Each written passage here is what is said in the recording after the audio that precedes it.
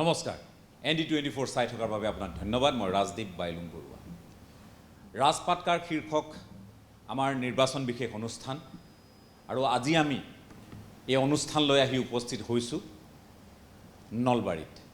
নলবাৰী আপোনালোকে জানে যে শিক্ষাৰ নৱদ্বীপ বুলি কোৱা হয় আৰু একে সময়তে নলবাৰী নামনি অসমৰ ৰাজনীতিৰ অন্যতম এক গুৰুত্বপূৰ্ণ অভিকেন্দ্ৰ হিচাপেও পৰিগণিত হৈছে নলবাৰীৰ পৰাই বহু দিশ পৰিচালনা হয় সেই কথা মই বহলাই নকলেও আপোনালোকে নিশ্চয় বুজি পাইছে এতিয়া নলবাৰী জিলাখনত যি তিনিটা বিধানসভা সমষ্টি আছে তাৰ আলেখ-লেখ ল'বলৈ মূলত আমি আহিছোঁ কিন্তু আমি নলবাৰী যিটো বিধানসভা সমষ্টি সেই সমষ্টিৰো বিশেষ আলেখ-লেখ আমি ল'ব লাগিব আজি এই নলবাৰী বিধানসভা সমষ্টিটো প্ৰতিনিধিত্ব কৰিছে ৰাজ্য চৰকাৰৰ গুৰুত্বপূৰ্ণ দায়িত্বত থকা মন্ত্ৰী জয়ন্ত মল্ল বৰুৱাই একে সময়তে আমি যদি উল্লেখ কৰোঁ যে মুখ্যমন্ত্ৰীৰ ঘনিষ্ঠ হিচাপে পৰিগণিত জয়ন্ত মল্ল বৰুৱাই নলবাৰীৰ পৰিৱৰ্তন সাধন কৰিবৰ বাবে বিশেষ অহোপুৰুষাৰ্থ কৰিছে কিন্তু ইয়াৰ ৰাইজে জনপ্ৰতিনিধিগৰাকীৰ ভূমিকাক লৈ কিমান সন্তুষ্ট তেওঁলোকে প্ৰাপ্তি অপ্ৰাপ্তিৰ যিখন তুলাচনী কেনেদৰে জুখিব খোজে আৰু নলবাৰীত এইবাৰ কি বিষয় নিৰ্বাচনৰ মূল কাৰক হিচাপে অভিহিত হ'ব অৰ্থাৎ এই নিৰ্বাচনৰ মূল বিষয়বস্তু হিচাপে অভিহিত হ'ব যাক লৈ ইয়াৰ জনতাই নিজৰ ভোটাধিকাৰ সাব্যস্ত কৰিব কাৰ পক্ষত কৰিব কিয় কৰিব এনে বহু বিষয় নিশ্চয় থাকিব লগতে আপোনালোকে গম পাইছে যে সমষ্টি পুনৰ্নিৰ্ধাৰণৰ পাছত এই নলবাৰী জিলাখনত পূৰ্বৰ যি ধৰ্মপুৰ সেই ধৰ্মপুৰ নামটো লোপ পালে এটা নতুন সমষ্টি হ'ল টিহু ইয়াৰ বিপৰীতে বৰক্ষেত্ৰী সমষ্টি এতিয়াও আছে একেই নাম এই তিনিটা সমষ্টিত কোনে শেষ হাঁহি মাৰিব এইবাৰ নলবাৰীৰ যিসকল সাধাৰণ ভোটাৰ তেওঁলোকৰ মনৰ চিন্তাবোৰ কেনে সামগ্ৰিকভাৱে এই কথাখিনি আমি বিশ্লেষণ নিশ্চয় কৰিব লাগিব গতিকে নলবাৰীত আমি এই মুহূৰ্তত উপস্থিত আছোঁ আৰু আপোনালোকে জানে যে এইবাৰ আমি ৰাজনীতিকসকলক এনে অনুষ্ঠানলৈ আমন্ত্ৰণ জনোৱা নাই এনে নহয় আমি তেওঁলোকক বেয়া পাওঁ বা তেওঁলোকৰ কথা শুনিব নোখোজোঁ সেইটো নহয় আমি মুখপাত্ৰসকলক বিভিন্ন সময়ত পাওঁ ৰাজনৈতিক নেতাসকলকো আমি বিভিন্ন অনুষ্ঠানত লগ পাওঁ আমি আমন্ত্ৰণ জনাওঁ তেওঁলোকে নিজৰ বক্তব্য ৰাখে কিন্তু এই ৰাজনীতি কৰা মানুহখিনিৰ বাহিৰে যিসকল খুব সাংঘাতিক নিৰীক্ষক নিৰ্বাচনী প্ৰেক্ষাপটৰ সেইসকলৰ কথা অকণমান আমি নিশ্চয় উল্লেখ কৰিব লাগিব তেওঁলোকে এই কথাবোৰ খুব সূক্ষ্মভাৱে বিশ্লেষণ কৰে যে কি কাৰক হ'ব এই নিৰ্বাচনী বৈতৰণি কোন কেনেকৈ পাৰ হ'ব কি বিষয়ে এইবাৰ আটাইতকৈ গুৰুত্বপূৰ্ণ হ'ব মানুহে কি চাই ভোট দিব প্ৰাৰ্থী নে পাৰ্টি এই কথাবোৰ তেওঁলোকে কিন্তু অতি সুন্দৰকৈ মূল্যায়ন কৰিব পাৰে আৰু এই ক্ষেত্ৰত আমাৰো অভিজ্ঞতা নিশ্চয় হৈছে গতিকে আমি আজি কথা পাতিব খুজিছোঁ আমাৰ সৈতে নলবাৰীৰ 10খন চিনাকি মুখ থাকিব এই 10খন চিনাকি মুখ এক প্ৰতীকী আৰু এই যিকেইগৰাকী 10গৰাকী ব্যক্তি থাকিব তেওঁলোকে সামগ্ৰিকভাৱে এটা নিশ্চয় আমাক বাৰ্তা দিবলৈ সক্ষম হ'ব যে নলবাৰীত এইবাৰ কি হ'ব গতিকে আমি তেওঁলোকক আজিৰ অনুষ্ঠানলৈ স্বাগতম জনাইছোঁ আজিৰ অনুষ্ঠানলৈ আমি যিসকল ব্যক্তিক আমন্ত্ৰণ জনাইছিলোঁ তাৰে 5গৰাকী প্ৰথম স্তৰত আমাৰ সৈতে আলোচনা কৰিব আৰু বাকী 5গৰাকীয়ে পৰৱৰ্তী সময়ত অংশগ্ৰহণ কৰিব গতিকে প্ৰথম স্তৰত যিসকলক আমি আজিৰ এই মঞ্চত পাইছোঁ মই চিনাকি কৰি দিব খুজিছোঁ প্ৰবীণ শিক্ষাবিদ নাওকন ডেকা আমাৰ সৈতে আছে মই আপোনাক স্বাগতম জনাইছোঁ নলবাৰীৰ এগৰাকী বিশিষ্ট সমাজকৰ্মী জিতেন্দ্ৰ কুমাৰ জৈন আমাৰ সৈতে আছে আপোনাকো স্বাগতম আমাৰ সৈতে আছে সাংস্কৃতিক কৰ্মী দিগন্ত মিশ্ৰ মই আপোনাকো স্বাগতম জনাইছোঁ আমাৰ সৈতে আছে মানৱ অধিকাৰ কৰ্মী জ্ঞানেন চক্ৰৱৰ্তী ডাঙৰীয়া আপোনাকো স্বাগতম আৰু যুৱ প্ৰজন্মৰ প্ৰতিনিধি হিচাপে আমাৰ সৈতে আছে মানস কলিতা মানসকো মই স্বাগতম জনাইছোঁ গতিকে মই আজি অকণমান পৃথককৈ আৰম্ভ কৰিব খুজিছোঁ যিগৰাকী আটাইতকৈ কনিষ্ঠ তেখেতৰ পৰা আৰম্ভ কৰিব খুজিছোঁ। জ্যেষ্ঠসকলৰ পৰা আমি সাধাৰণতে আৰম্ভ কৰোঁ, আজি কনিষ্ঠগৰাকীৰ পৰা আৰম্ভ কৰোঁ যে কনিষ্ঠসকলেনো কেনেধৰণে কথাবোৰ চাইছে, নলবাৰীত এইবাৰ কি হ'ব মানৱ? এজন নলবাৰীৰ ছাত্ৰ হিচাপে বা নলবাৰীৰ এজন ইউথ হিচাপে আমি আগতেও নলবাৰী দেখি আহিছোঁ বা আগতেও আমি নলবাৰীতে অধ্যয়ন কৰিছিলোঁ, গতিকে আগৰ নলবাৰী আৰু এতিয়াৰ নলবাৰীৰ মাজত এজন ছাত্ৰ হিচাপে আমি বহুখিনি পাৰ্থক্য দেখিবলৈ পাইছোঁ। আগতে ধৰক মই স্কুললৈ আহিলেই, মই বাৰে বাৰে এইটো কথা কওঁ যে মই স্কুললৈ আহিলে ধৰক 9টা বজাত স্কুল থাকে, মই 8 বজাতে ঘৰৰ পৰা ওলাব লাগে, মানে ৰাস্তা ঘাটৰ কথাটো কৈছোঁ। এতিয়া এনেকুৱা অৱস্থা হৈছে, মোৰ 9টা বজাত ক্লাছ থাকে, মই এম কম কৰি আছোঁ নলবাৰী কমাৰ্চ কলেজত, মই 8:50 ঘৰৰ পৰা ওলাই 9টা বজাত ক্লাছ এটেণ্ড কৰিব পাৰোঁ। এইটো হৈছে নলবাৰীৰ ৰাস্তা ঘাটৰ উন্নয়ন। আৰু এজ এ ষ্টুডেণ্ট মই বিচাৰোঁ আমাৰ চৰকাৰখনে এডুকেশ্যন ছেক্টৰখনত কিবা এটা কৰা। গতিকে বৰ্তমানত নলবাৰীৰ গোটেই 3খন কলেজৰ যিটো ইনফ্ৰাষ্ট্ৰাকচাৰ, এইখিনি বৰ্তমানৰ চৰকাৰখনে বহু ধৰণৰ উন্নত কৰিবলৈ চেষ্টা কৰিছে। আগতে নলবাৰীৰ ছাত্ৰসকলে সকলো ক্ষেত্ৰতে সপোন দেখিব পৰা নাছিলে, কিয়নো আন্তঃগাঁথনি হওক বিভিন্ন ক্ষেত্ৰত অকণমান নলবাৰী পিছ পৰি আছিলে। বৰ্তমানৰ যিগৰাকী মন্ত্ৰী বা আমাৰ নলবাৰীৰ স্থানীয় বিধায়ক, তেখেতৰ সুপৰিকল্পিত চিন্তাৰ ফলত নলবাৰী এতিয়া বিশ্ব মানদণ্ডৰ ষ্টেডিয়াম পাইছে, যাৰ ফলত হয়তো আমি এতিয়া খেলৰ ক্ষেত্ৰতো অলপ চিন্তা কৰিব পাৰোঁ বা সপোন দেখিব পাৰোঁ। নলবাৰীত বিভিন্ন ধৰণৰ উন্নয়ন হৈছে। তো নলবাৰীৰ উন্নয়নখিনিক চাই পেলাই, নলবাৰীৰ আগৰ আৰু আজিৰ নলবাৰীৰ পাৰ্থক্যখিনিক চাই পেলাই যুৱ প্ৰজন্মই বা আমি উন্নয়নকেই আমি ভাবোঁ যে এই উন্নয়ন কণ্টিনিউ হৈ থাকিব লাগে। ইয়াক যিখিনি আমি যোৱা 5 বছৰত 10 বছৰত উন্নয়ন দেখিলোঁ, এই ধাৰাটোক আৰু অধিক দ্ৰুত কৰিবলৈ আমাৰ ভোট এইবাৰ এই উন্নয়নৰ পক্ষত হ'ব। উন্নয়নৰ পক্ষত ভোট যুৱ প্ৰজন্মৰ এগৰাকী প্ৰতিনিধিয়ে কৈছে। মই প্ৰবীণ শিক্ষাবিদ নাওকন ডেকা আছে, মই আপোনাৰ কাষলৈ আহিব খুজিছোঁ। আমি বহুবাৰ এই জিলা পুথিভঁৰালৰ যি মঞ্চ, এই মঞ্চতে বহু অনুষ্ঠান কৰিছোঁ। পূৰ্বে মই এই কথাষাৰ উল্লেখ কৰিব খোজোঁ যে পূৰ্বে ইয়ালৈ আহোঁতে অৱস্থা বৰ ভাল নাছিল।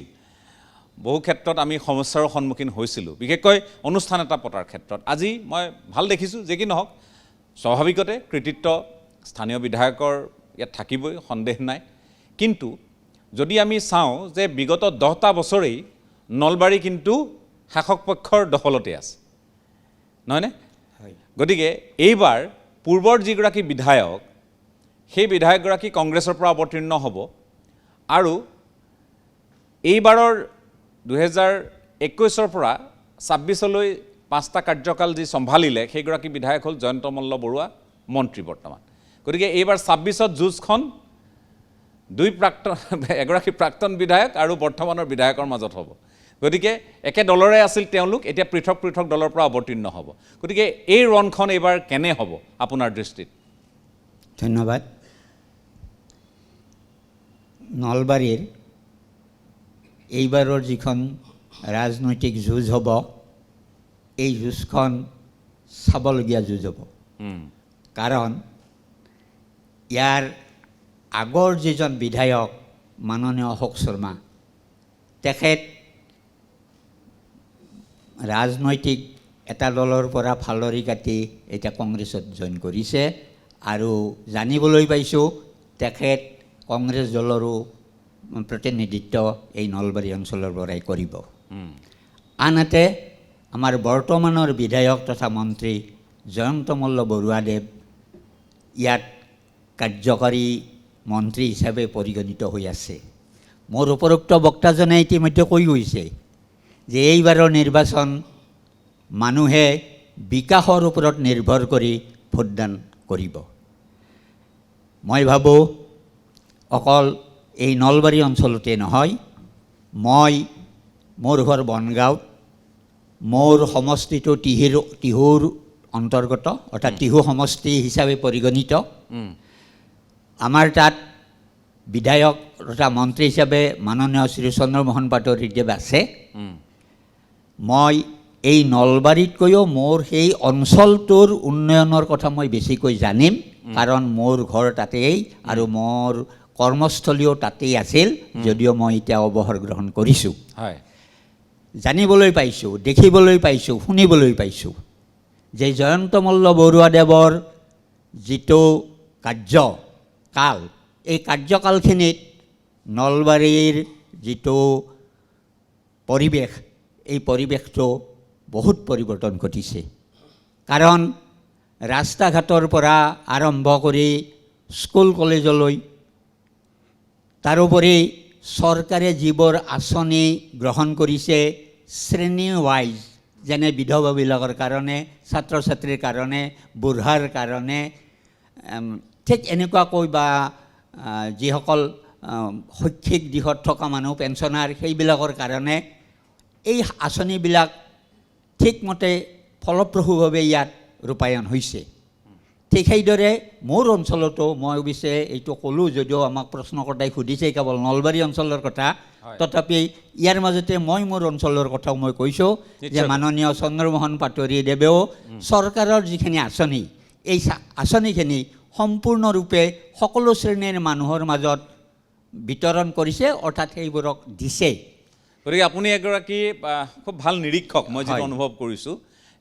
সমাজখনৰ আমাৰ দায়িত্ব থাকে যে কোনে কি কাম কৰিছে, ভাল কৰিছে নে বেয়া কৰিছে, ভাল হৈছে নে হোৱা নাই, বা কি কি বাদ পৰিল, কি কি কৰিবলগীয়া আছিল, এনে কথাবোৰ আপোনালোকে খুব সূক্ষ্মভাৱে মন কৰে। নলবাৰীত এইবাৰ যদি মই 3খন আসনৰ কথা কওঁ, নলবাৰী, এইফালে টিহু, এইফালে বৰক্ষেত্ৰী, যদি মই আপোনাক সোধোঁ কি শুনিবলৈ পাইছে যে 3খনৰ কেইখন থাকিব, NDAৰ পক্ষত কেইখন যাব বিৰোধীৰ পক্ষত?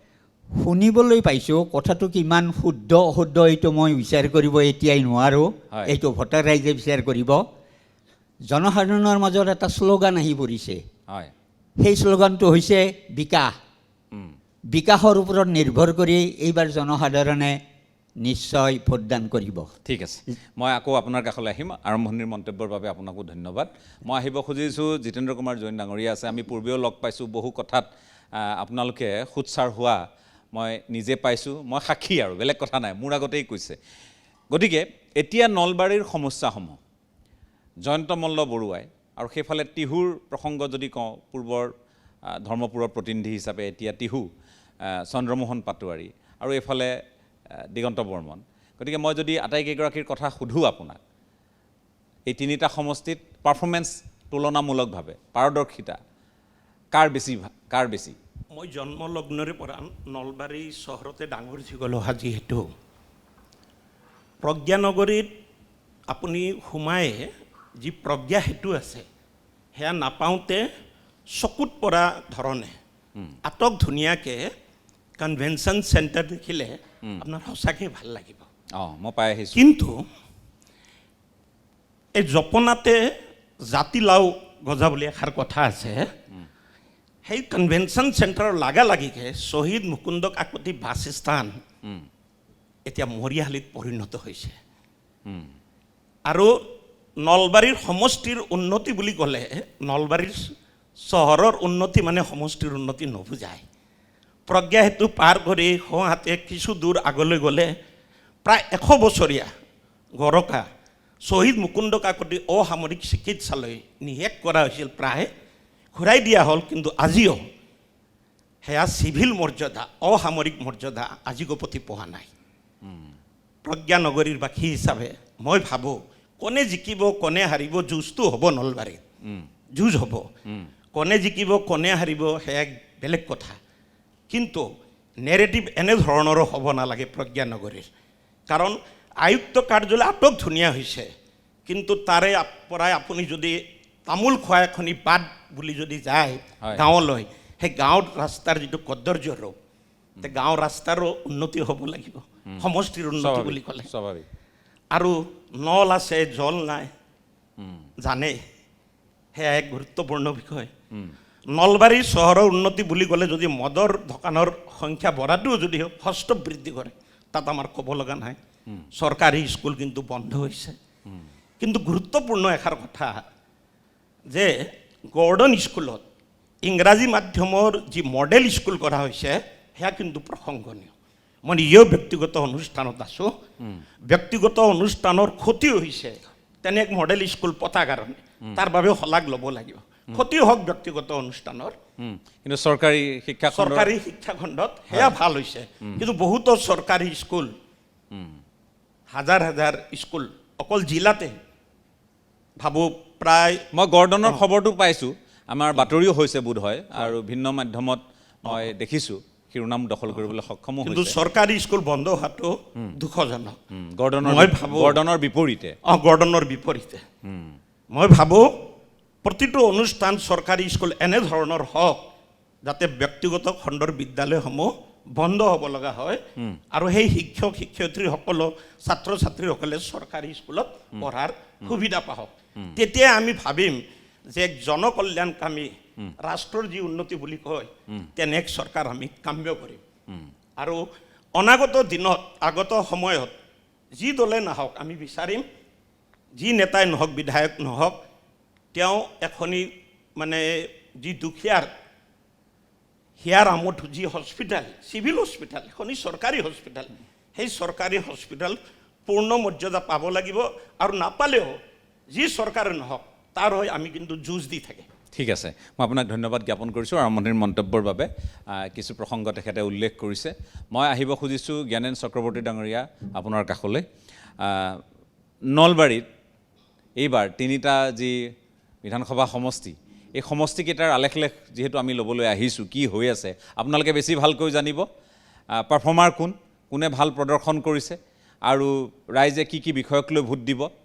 বিৰোধীৰ প্ৰসংগও আছে, বিৰোধী ঐক্যৰ প্ৰসংগ আছে, এইফালে মিত্ৰজোঁট আছে। যদিও বা নলবাৰীৰ ক্ষেত্ৰত আমি সকলোৱে গম পাইছোঁ যে নলবাৰীৰ পৰা জয়ন্ত মল্ল বৰুৱা এইবাৰ তেওঁ প্ৰাৰ্থী হ'ব, ভাৰতীয় জনতা পাৰ্টীৰ মুখ্যমন্ত্ৰীয়ে কৈছে। আৰু কোন হ'ব পাৰে, বিকল্প কোন, তেনেধৰণে 4টামান সমষ্টিৰ কথা উল্লেখ কৰোঁতে নলবাৰীৰ কথা তেখেতে উল্লেখ কৰিছে। গতিকে সামগ্ৰিকভাৱে জয়ন্ত মল্ল বৰুৱাৰ কাম কাজ নলবাৰী কেন্দ্ৰিক বা লগতে মই মানে সমষ্টি কেন্দ্ৰিক কথাখিনি ক'ব খুজিছোঁ। লগতে চন্দ্ৰমোহন পাটোৱাৰীয়েনো কি কৰিলে, দিগন্ত বৰ্মনে কি কৰিলে, গোটেই কথাখিনি যদি মই আপোনাক সোধোঁ যে নলবাৰীৰ সামগ্ৰিক ৰাজনৈতিক বাতাবৰণটো কেনে পৰ্যায়ত আছে।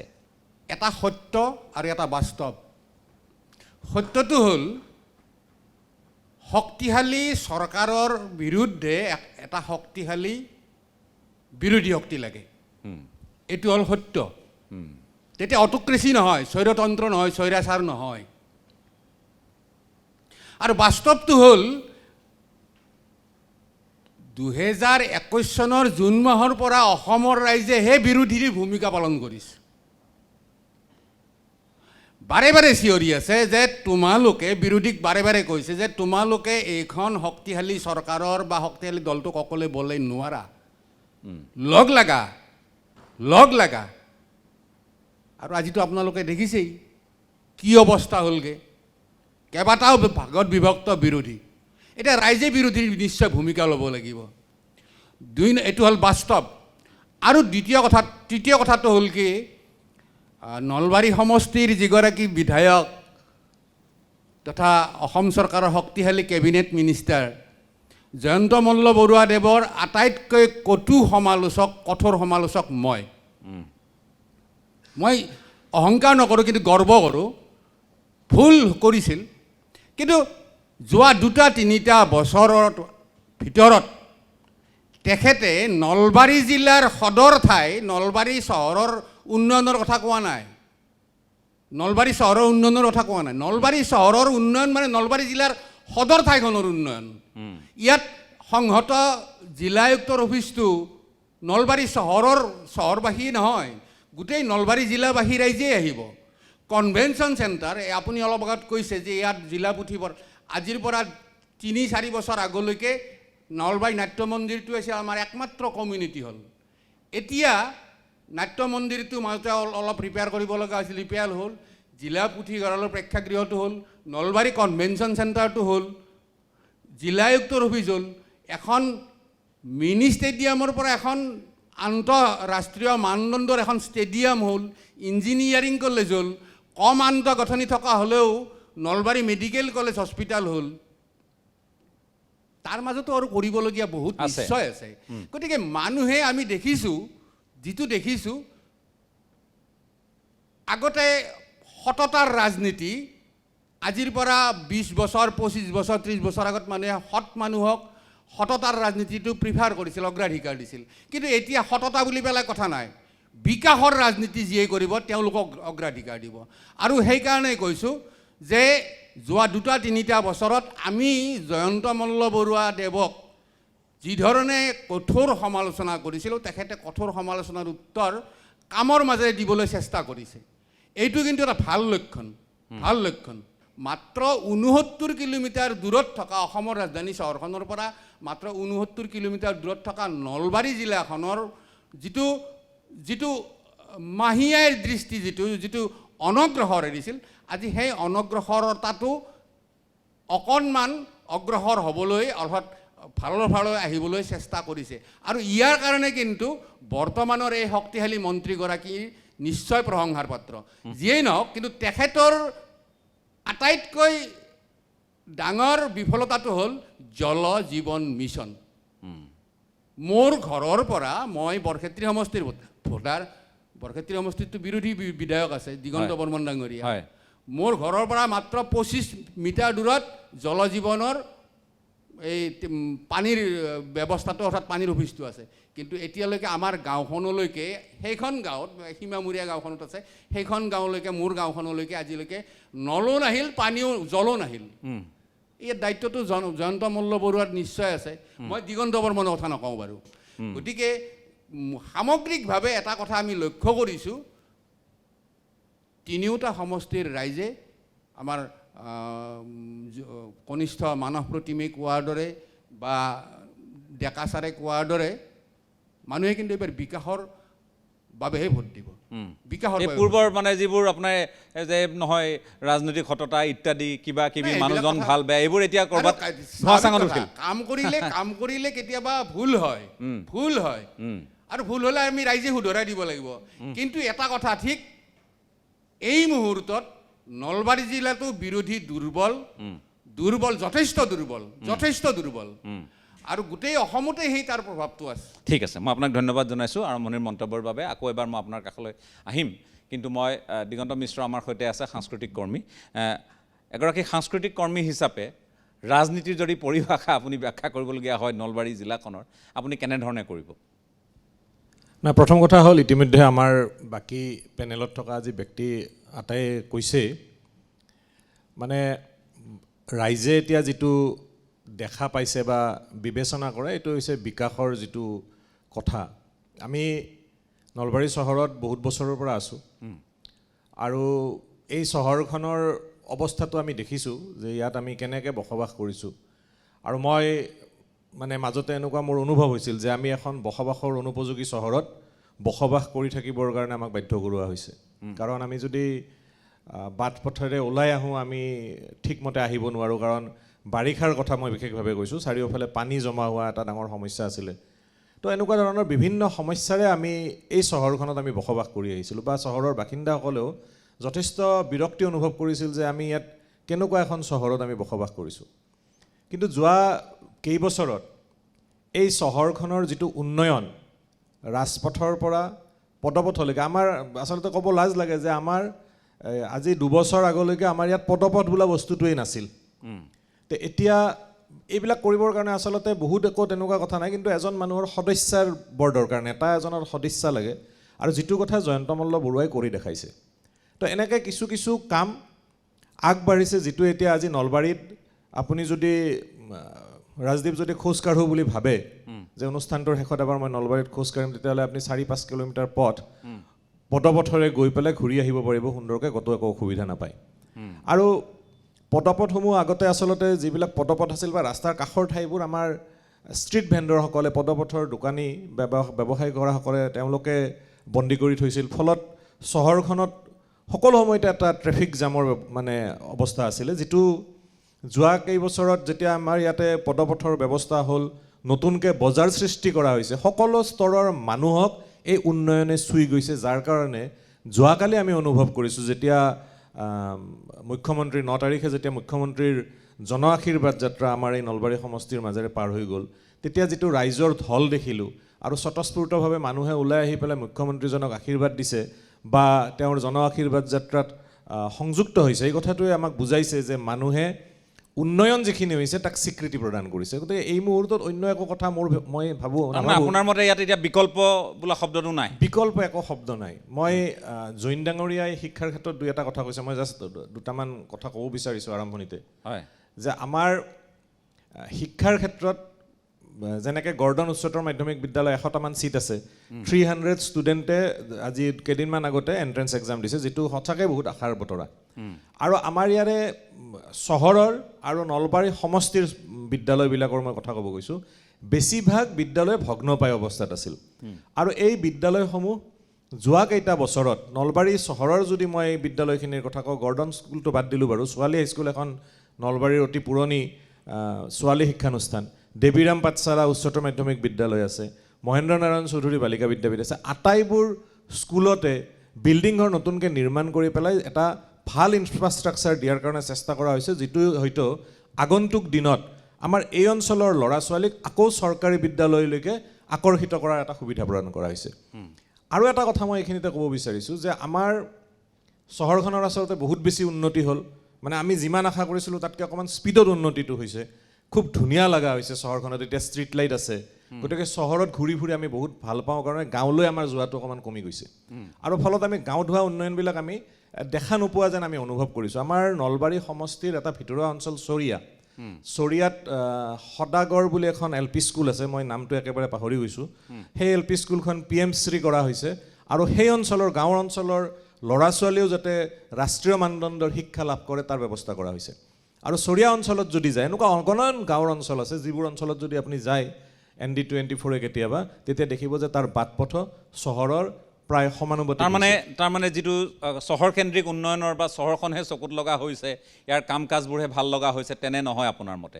আপোনালোকে বেছি ভালকৈ জানিব, মই গোটেই সমষ্টি ঘূৰা নাই, একেবাৰে খোলাখুলিকৈ যদি কওঁ, চহৰখন দেখিছোঁ আৰু আজি দীৰ্ঘ সময়ৰ পাছত আহিছোঁ, বহুতকেইটা পৰিৱৰ্তন চকুত ধৰা দিছে, স্বাভাৱিকতে সুন্দৰ হৈছে, তাত কোনো ক'বলগীয়া নাই। কিন্তু কথাটো হৈছে যে ইয়াত যি ঠাইৰে নহওক জনপ্ৰতিনিধিগৰাকীৰ ভূমিকাৰ ওপৰত বহু কথা নিৰ্ভৰ কৰে। তেওঁ মন্ত্ৰী হৈছে নে হোৱা নাই সেইটো ডাঙৰ কথা নহয়, তেওঁ শাসক পক্ষত আছে নে নাই সেইটো ডাঙৰ কথা নহয়, কথা হৈছে তেওঁৰ কাম, আৰু কাম কেনেকৈ উলিয়াই আনিব লাগে, আজৰি আনিব লাগে, নিজৰ সমষ্টিৰ উন্নতি কৰিব লাগে, সেইটো আটাইতকৈ ডাঙৰ কথা।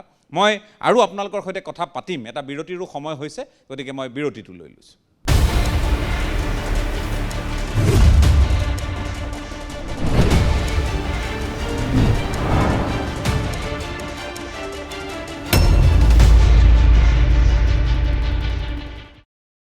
এটা চমু বিৰতিৰ পাছত আপোনালোকক পুনৰ স্বাগতম।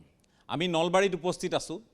নলবাৰীৰ ৰাজনৈতিক বাতাবৰণটোনো কেনে, কি পৰ্যায়ত আছে, সেই কথাখিনি অকণমান বুজিবলৈ আহিছোঁ। আৰু স্বাভাৱিকতে নলবাৰীৰ মানুহেহে ভালকৈ বুজিব যে নলবাৰীত কি হৈ আছে। শিৱসাগৰৰ পৰা বহি, ডিব্ৰুগড়ৰ পৰা বহি, ধুবুৰীৰ পৰা বা গোলাঘাটৰ পৰা বা শোণিতপুৰৰ পৰা নলবাৰী এখন আপুনি অনুধাৱন কৰিব নোৱাৰিব। নলবাৰীৰ কথা জানিবলৈ হ'লে নলবাৰীলৈ আহিব লাগিব। আৰু নলবাৰীৰ যিসকল আজি প্ৰতিনিধি আছে অৰাজনৈতিক, তেওঁলোকৰ সৈতে কথা পাতি আছোঁ। কোনো ৰাজনৈতিক দলক পোনপটীয়াকৈ তেওঁলোকে প্ৰতিনিধিত্ব নকৰে, মই সেইবুলিয়ে বিশ্বাস কৰি তেওঁলোকক আমন্ত্ৰণ জনাইছোঁ। গতিকে নিৰপেক্ষ লোকসকলৰ কথাখিনি শুনিবলৈ বেছ ভাল লগা হয়, আৰু তেওঁলোকে কথাবোৰ যুক্তিৰে বিশ্লেষণ কৰিছেও, মই তেওঁলোকৰ শলাগ লৈছোঁ। আকৌ এবাৰ মানসৰ কাষলৈ আহিছোঁ। মানস, যি কি নহওক, নিৰ্বাচন আমি দায়বদ্ধতাৰে গৈ ভোটটো দিব লাগিব। গতিকে আপোনালোকে সকলোৱে কৈছে যে নলবাৰীত এইবাৰ বিকাশ হ'ব মূল মন্ত্ৰ নিৰ্বাচনৰ। মানুহে বিকাশ কোনে সাধন কৰিব, তেওঁলোকৰ পক্ষতেই অৱস্থান ল'ব। সেয়া জয়ন্ত মল্ল বৰুৱাই কৰিছে নে অশোক শৰ্মা ডাঙৰীয়াই কৰিছে, এই কথাখিনি বা কৰিব, এই কথাখিনি তেওঁলোকে নিজেই তোলাচনীত জুখিব। গতিকে সেই তোলাচনীক যেতিয়া মানুহে জুখিবলৈ যাব, তাৰ লগে লগে আৰু এটা প্ৰসংগ আহিব, ডক্টৰ হিমন্ত বিশ্ব শৰ্মা বনাম গৌৰৱ গগৈ, এই কথাষাৰেও ক'ৰবাত ক্ৰিয়া কৰিব এই নিৰ্বাচনত। গতিকে নলবাৰীত এই বিষয়বোৰ কিমান মুখ্য হ'ব, কিমান গৌণ হ'ব, মই আপোনাৰ পৰা জানিব খুজিছোঁ। চাওক, নলবাৰীৰ ছাত্ৰ ছাত্ৰীসকল বা নলবাৰীৰ ইউথ এতিয়া যথেষ্ট আগবঢ়া। নলবাৰীৰ ছাত্ৰ ছাত্ৰীয়ে কেৱল নলবাৰীৰ ভিতৰতে সীমাবদ্ধ হৈ নাথাকে, সমগ্ৰ অসমৰ খবৰ, সমগ্ৰ ভাৰতবৰ্ষৰ খবৰ নলবাৰীৰ ছাত্ৰ ছাত্ৰীয়ে নলবাৰীৰ যুৱ প্ৰজন্মই ৰাখে। গতিকে আপুনি একদম শেষৰ প্ৰশ্নটো যেতিয়া কৰিলে যে গৌৰৱ গগৈ বনাম হিমন্ত বিশ্ব শৰ্মা, তো ডক্টৰ হিমন্ত বিশ্ব শৰ্মাৰ মানে কম্পেৰিজনত গৌৰৱ গগৈ আমাৰ দৃষ্টিত নাহে। কিয়নো যিগৰাকী ব্যক্তি এতিয়ালৈকে ধৰক ডক্টৰ হিমন্ত বিশ্ব শৰ্মা অসমৰ এগৰাকী মুখ্যমন্ত্ৰী, আৰু যিগৰাকী ব্যক্তিয়ে মানে যিটো কথা কয় সেইটো কৰি দেখুৱায়, বা তেখেত এনেকুৱা এজন ব্যক্তি নহয় যিগৰাকী ব্যক্তিয়ে এনেই হাৱাতে গদা ঘূৰাই পেলাই কথা নকয়। গতিকে তেনেকুৱা ধৰণৰ এগৰাকী ব্যক্তিয়ে এটা এলিগেশ্যন আনিছে যে তেখেত গৌৰৱ গগৈ পাকিস্তানৰ লগত লিংক আছে বা এনেকুৱা এটা বিষয় আহিছে। গতিকে নলবাৰীৰ এজন ছাত্ৰ হিচাপে নলবাৰীৰ ছাত্ৰসকলে, নলবাৰীৰ যুৱ প্ৰজন্মই অসমকো ভাল পায়, ভাৰতবৰ্ষকো ভাল পায়। গতিকে নিজৰ দেশখনৰ লগত, নিজৰ দেশখনৰ সুৰক্ষাজনিত এটা কাৰণত অন্ততঃ নলবাৰীৰ ছাত্ৰ ছাত্ৰীয়ে কম্প্ৰমাইজ নকৰে বা ভাবিও নাচায় যে মোৰ এটা ভোটৰ ফলত যদি নিজৰ দেশৰ সুৰক্ষাত কম্প্ৰমাইজ হয়, গতিকে সেই ভোট কেতিয়াও দেশৰ সুৰক্ষাত কম্প্ৰমাইজ কৰিবলৈ সেই মোৰ আঙুলিটো দবাই দিয়া নাযায়। গতিকে এইটো এটা কম্পেয়াৰ কৰি নলবাৰীৰ ছাত্ৰ ছাত্ৰীসকলে অলৰেডি থৈ দিছেই যে নিজৰ ভোট কাৰ পক্ষত হ'ব। গতিকে মই এবাৰ নলবাৰীৰ প্ৰসংগত আহিছোঁ। চাওক, নলবাৰী নহয়, অসমৰ প্ৰসংগত কৈছোঁ। শিক্ষা ক্ষেত্ৰত অসম দ্বিতীয় এনেকুৱা ৰাজ্য য'ত IIM আৰু এইমছ একেলগে 3খন এখন ৰাজ্যত থকা আপোনালোকে গম পাব, ভাৰতবৰ্ষৰ ছেকেণ্ড ৰাজ্য হিচাপে পৰিগণিত হৈছে, য'ত IIT, IIM, এইমছ একেলগে 3খন আছে। গতিকে অসমৰ শিক্ষা খণ্ডত আগতে এনেকুৱা আছিলে, উচ্চ শিক্ষা বুলি কোৱাৰ লগে লগে এনেকুৱা হৈছিলে যে উচ্চ শিক্ষা বিদেশলৈ যাব লগা আছিলে বা ক'ৰবাত যাব লগা আছিলে। এনেকুৱা সময় আছিলে অসমৰ ছাত্ৰ ছাত্ৰীয়ে উচ্চ শিক্ষা গ্ৰহণ কৰিবলৈ বাহিৰৰ দেশলৈ ঢাপলি মেলিব লগা হৈছিলে, আন ৰাজ্যলৈ যাব লগা অৱস্থা হৈছিলে। এই পৰিপ্ৰেক্ষিতত বৰ্তমান সময়ত অসম চৰকাৰখনে এনেকুৱা এটা পৰিৱেশৰ সৃষ্টি কৰিছে, এনেকুৱা এটা ইনফ্ৰাষ্ট্ৰাকচাৰ কৰিছে, এনেকুৱা এটা শিক্ষা খণ্ডত পৰিৱৰ্তন আনিছে যে অসমৰ ছাত্ৰ ছাত্ৰীয়েতো অসমতে পঢ়িছে, বিদেশৰ ছাত্ৰ ছাত্ৰী বা বহিৰাজ্যৰ পৰা আহি পেলাই ছাত্ৰ ছাত্ৰীয়ে অসমত আজি অধ্যয়ন কৰি আছে। যিটো সময়ত অসমত চাগে অসমৰ ছাত্ৰ ছাত্ৰীসকলৰ সীমিত সংখ্যক সপোন দেখিব পৰা অৱস্থা আছিলে, কিয়নো অসমত ইমান ইউনিভাৰ্চিটি নাছিলে, মেডিকেল কলেজ সীমিত আছিলে, সকলো ফালৰ পৰা অসম এটা সীমিত পৰিৱেশৰ মাজত আছিলে। আমি ইচ্ছা কৰিলেই যিটি সপোন দেখিব পৰা নাছিলোঁ। বৰ্তমান সময়ত এনেকুৱা হৈছে যে অসমত আজি চাগে 22 মেডিকেল কলেজ চাগে অসমত হ'বলৈ গৈ আছে, কমপ্লিট হোৱা নাই, হ'বলৈ গৈ আছে। ইউনিভাৰ্চিটিও এতিয়া বহুকেইখন অসমত আহি গ'ল। আমি যেতিয়া কেইবছৰমান আগলৈকে যাম, আমি যেতিয়া এটা স্কুলত পঢ়ি আছিলোঁ, আমাৰ আগৰ প্ৰজন্মটোৱে যেতিয়া আমাক প্ৰশ্ন কৰিছিলে যে আমাক পঢ়িব কৈছিলে, আমি মুক্ত পৰাই কুৱেশ্যন কৰিছিলোঁ যে পঢ়ি শুনিনো কৰিম কি, পঢ়ি শুনিনো পাম কি। তেতিয়া তেওঁলোকৰ মুখখনো যেন অকণমান নিৰাশ হৈ গৈছিলে, তেওঁলোকে অকণমান সময়ৰ কাৰণে হ'লেও স্তব্ধ হৈ গৈছিলে।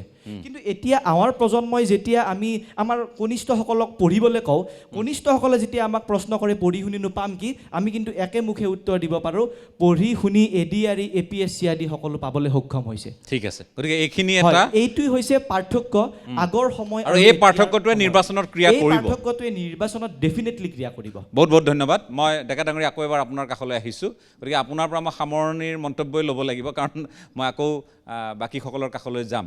গতিকে আপুনি কি ক'ব যে এগৰাকী আপোনালোকৰ সন্তানতুল্য যুৱ প্ৰজন্মৰ প্ৰতিনিধিয়ে কথাখিনি বৰ সৰবভাৱে কৈছে যে বহুকেইটা যোগাত্মক কথা আহিছে। ডক্টৰ হিমন্ত বিশ্ব শৰ্মা অন্যতম এটা শক্তি ভাৰতীয় জনতা পাৰ্টীৰ কাৰণে, নহয়নে? আৰু এইফালে জয়ন্ত মল্ল বৰুৱাৰ নিজৰ কৃতিত্বৰ প্ৰসংগও নলবাৰীত আছে। চন্দ্ৰমোহন পাটোৱাৰী, মই নাজানো তেখেতে এইবাৰ কি হ'ব, তেখেতৰ টিকট পাব নাপাব, এনেধৰণৰ বহু চৰ্চা চলি আছে। বৰক্ষেত্ৰীৰ প্ৰসংগও আহিছে। গতিকে সামগ্ৰিকভাৱে এই নিৰ্বাচনত নলবাৰীয়ে কি বাৰ্তা দিব, মই শেষত আপোনাৰ পৰা সুধিব খুজিছোঁ। ধন্যবাদ। আপোনাৰ পৰা জানিব খোজোঁ, ক্ষমা কৰিব। মই ভাবোঁ যে মই ইয়াৰ আগতে এটা কথাই কৈছিলোঁ যে নলবাৰীৰ ৰাইজে এইবাৰ বিকাশৰ ওপৰত নিৰ্ভৰ কৰি ভোট দিব। এতিয়া মোৰ উপৰোক্ত বক্তাসকলে কৈয়ে গৈছে বিকাশৰ কথা, মই পুনৰুক্তি নকৰোঁ। ঠিক আছে। কাৰণ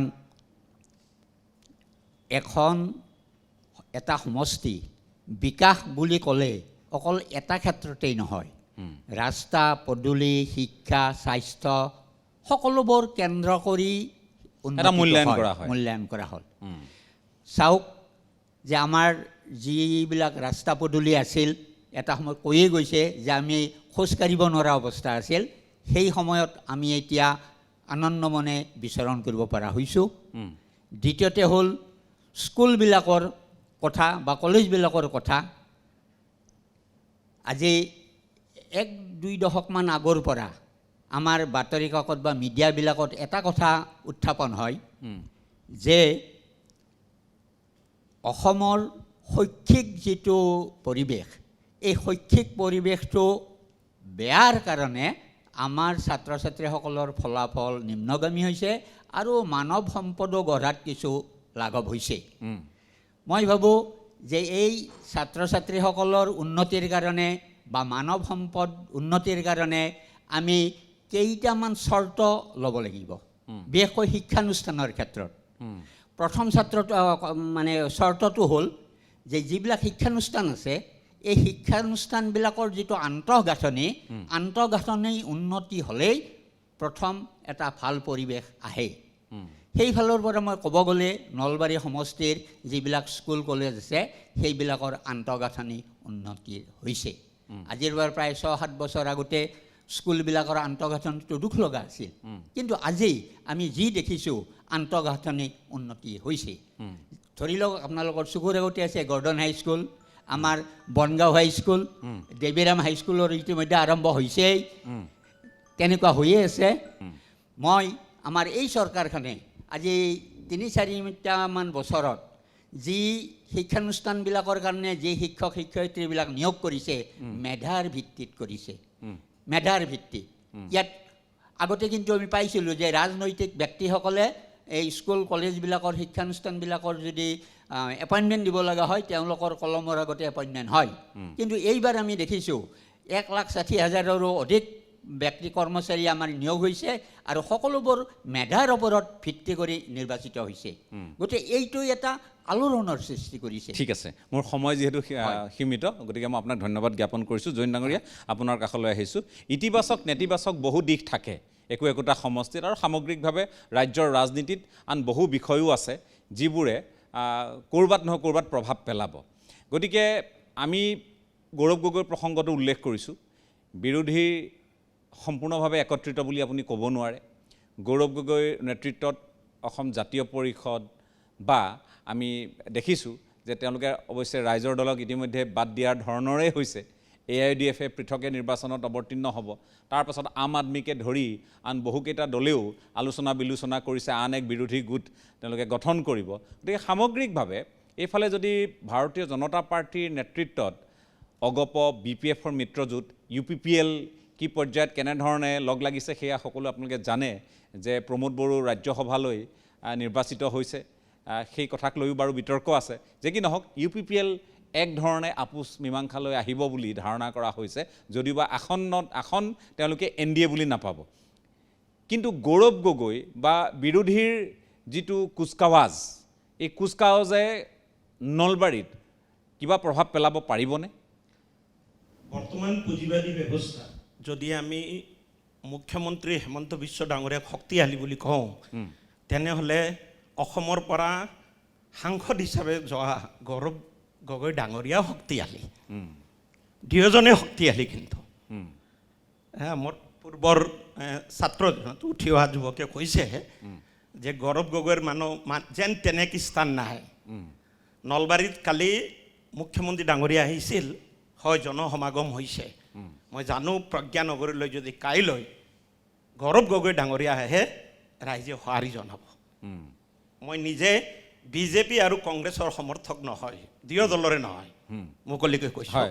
কিন্তু নিৰ্মভাৱে ক'বলৈ লৈছোঁ যে গৌৰৱ গগৈ ডাঙৰীয়াই ভালকৈ যদি এই ঐক্য মঞ্চ গঠন কৰি যদি নলবাৰীলৈ আহে, নলবাৰী সমষ্টিৰ পিনে যদি ধাৱমান হয়, গুৰুত্ব দিয়ে, আৰু অশোক শৰ্মাৰ নিজৰ কিছু ভেটি ইয়াত আছে আগৰ পৰাই। আগতে যিহেতু বিধায়ক আছিল, BJPৰ কৰ্মীৰ লগতো যি তৃণমূল কৰ্মী নিশ্চয় তেখেতৰ লগত জড়িত আছে। আৰু আন নলবাৰী সমষ্টিৰ যি সংখ্যালঘু ভোট, সেইবিলাকৰো প্ৰভাৱত মই একপক্ষ যুঁজ হ'ব বুলি মই নাভাবোঁ। মানে যুঁজখন আকৰ্ষণীয় হ'ব, আপোনাৰ আকৰ্ষণীয় হ'ব। আৰু ইয়াত গৌৰৱ গগৈ কিন্তু গুৰুত্বপূৰ্ণ ভূমিকা। আমাৰ চক্ৰৱৰ্তী দাই কৈছে যে বিৰোধী পক্ষ গুৰুত্ব হ'ব লাগিব। আৰু মইতো এনেকৈ ভাবোঁ, নলবাৰীবাসী ৰাইজে কিন্তু অকল জাক জমক চমকৰ পিনে দৃষ্টি নাৰাখে, আৰু অলপ নিৰ্ম বিশ্লেষণ কৰি বিৰোধী পক্ষৰ ভূমিকা নলবাৰীত অকণমান হ'লেও তাৰমানে আপুনি যিটো কৈছে যে জাক জমক চমক, আপুনি কৈছে দৃষ্টি নাই, তাৰমানে চমক এটা আহিছে নেকি নলবাৰীলৈ? আহিছে চমক আহিছে। কিন্তু মই ভাবোঁ সচেতন মহলে অকল চমকৰ দৃষ্টি নাৰাখে, আকৌ চিন্তা কৰক, চৰ্চা কৰক। তাৰ মাজেদি আছে চিন্তা যে বিৰোধী পক্ষৰ যিজন প্ৰতিনিধি তেওঁ বা কাইলৈ কি দিব সেয়াও এটা চিন্তাৰ বিষয়। বুজি পাইছোঁ। অংকটো অলপ জটিল হৈছে। জটিল, ঠিক আছে, মই আপোনাকো ধন্যবাদ জ্ঞাপন কৰিছোঁ। মই চক্ৰৱৰ্তী ডাঙৰীয়া আপোনাৰ কাষলৈ আহিছোঁ শেষবাৰৰ বাবে আজিৰ অনুষ্ঠানত। গতিকে সামগ্ৰিকভাৱে সকলোৱে নিজৰ নিজৰ কথাখিনি কৈছে, জাক জমকতাৰ কথা কৈছে, চমকৰ কথা কৈছে। এইফালে মই যদি কওঁ নিযুক্তিৰ স্বচ্ছতাৰ কথাও আলোচনালৈ আহিছে। এটা বিষয় মই বহু জিলাত সুধিছোঁগৈ যে মহিলাসকলকো আমন্ত্ৰণ জনাওঁ, তেওঁলোককো সোধোঁ যে 35,000 ক'ৰবাত 32,000, ক'ৰবাত 30,000, ক'ৰবাত 28,000, 29,000 এনেধৰণে উদ্যমিতাৰ চেক ল'বলৈ অহা মহিলাসকলক দেখোঁ। বৰ সুন্দৰভাৱে আহে তেওঁলোক, চৰকাৰৰ পৰা তেওঁলোকে চেকখন গ্ৰহণ কৰে। অৰুণোদয় লোৱাৰ বেলিকাও সেয়া আমি দেখিছোঁ, সেইদিনা একেলগে 9,000 টকাও মুকলি কৰি দিয়া হ'ল, সেয়াও আমি দেখিছোঁ। তাৰ লগতে ছাত্ৰীসকলৰ বাবে আমি নিযুত মইনা দেখিছোঁ, ছাত্ৰসকলৰ বাবে নিযুত বাবু দেখিছোঁ। বহু এনে আঁচনিও আছে যিখিনিয়ে কিন্তু ক'ৰবাত নহয় ক'ৰবাত ক্ৰিয়া কৰিব। আমি স্বত্বাধিকাৰী হ'ব পাৰোঁ নোৱাৰোঁ সেইটো ডাঙৰ কথা নহয়, হিতাধিকাৰী কিন্তু এতিয়ালৈ হৈ আছোঁ। হিতাধিকাৰী কিমান ডাঙৰ ফেক্টৰ হ'ব চক্ৰৱৰ্তী ডাঙৰীয়া আপোনাৰ পৰা জানিব খুজিছোঁ। নহয় চাওক, এই যে আঁচনিবিলাক, আঁচনিটো আগতেও আছিল। কংগ্ৰেছ চৰকাৰৰ দিনতো আঁচনি আছিল, AGP চৰকাৰৰ দিনতো আঁচনি আছিল।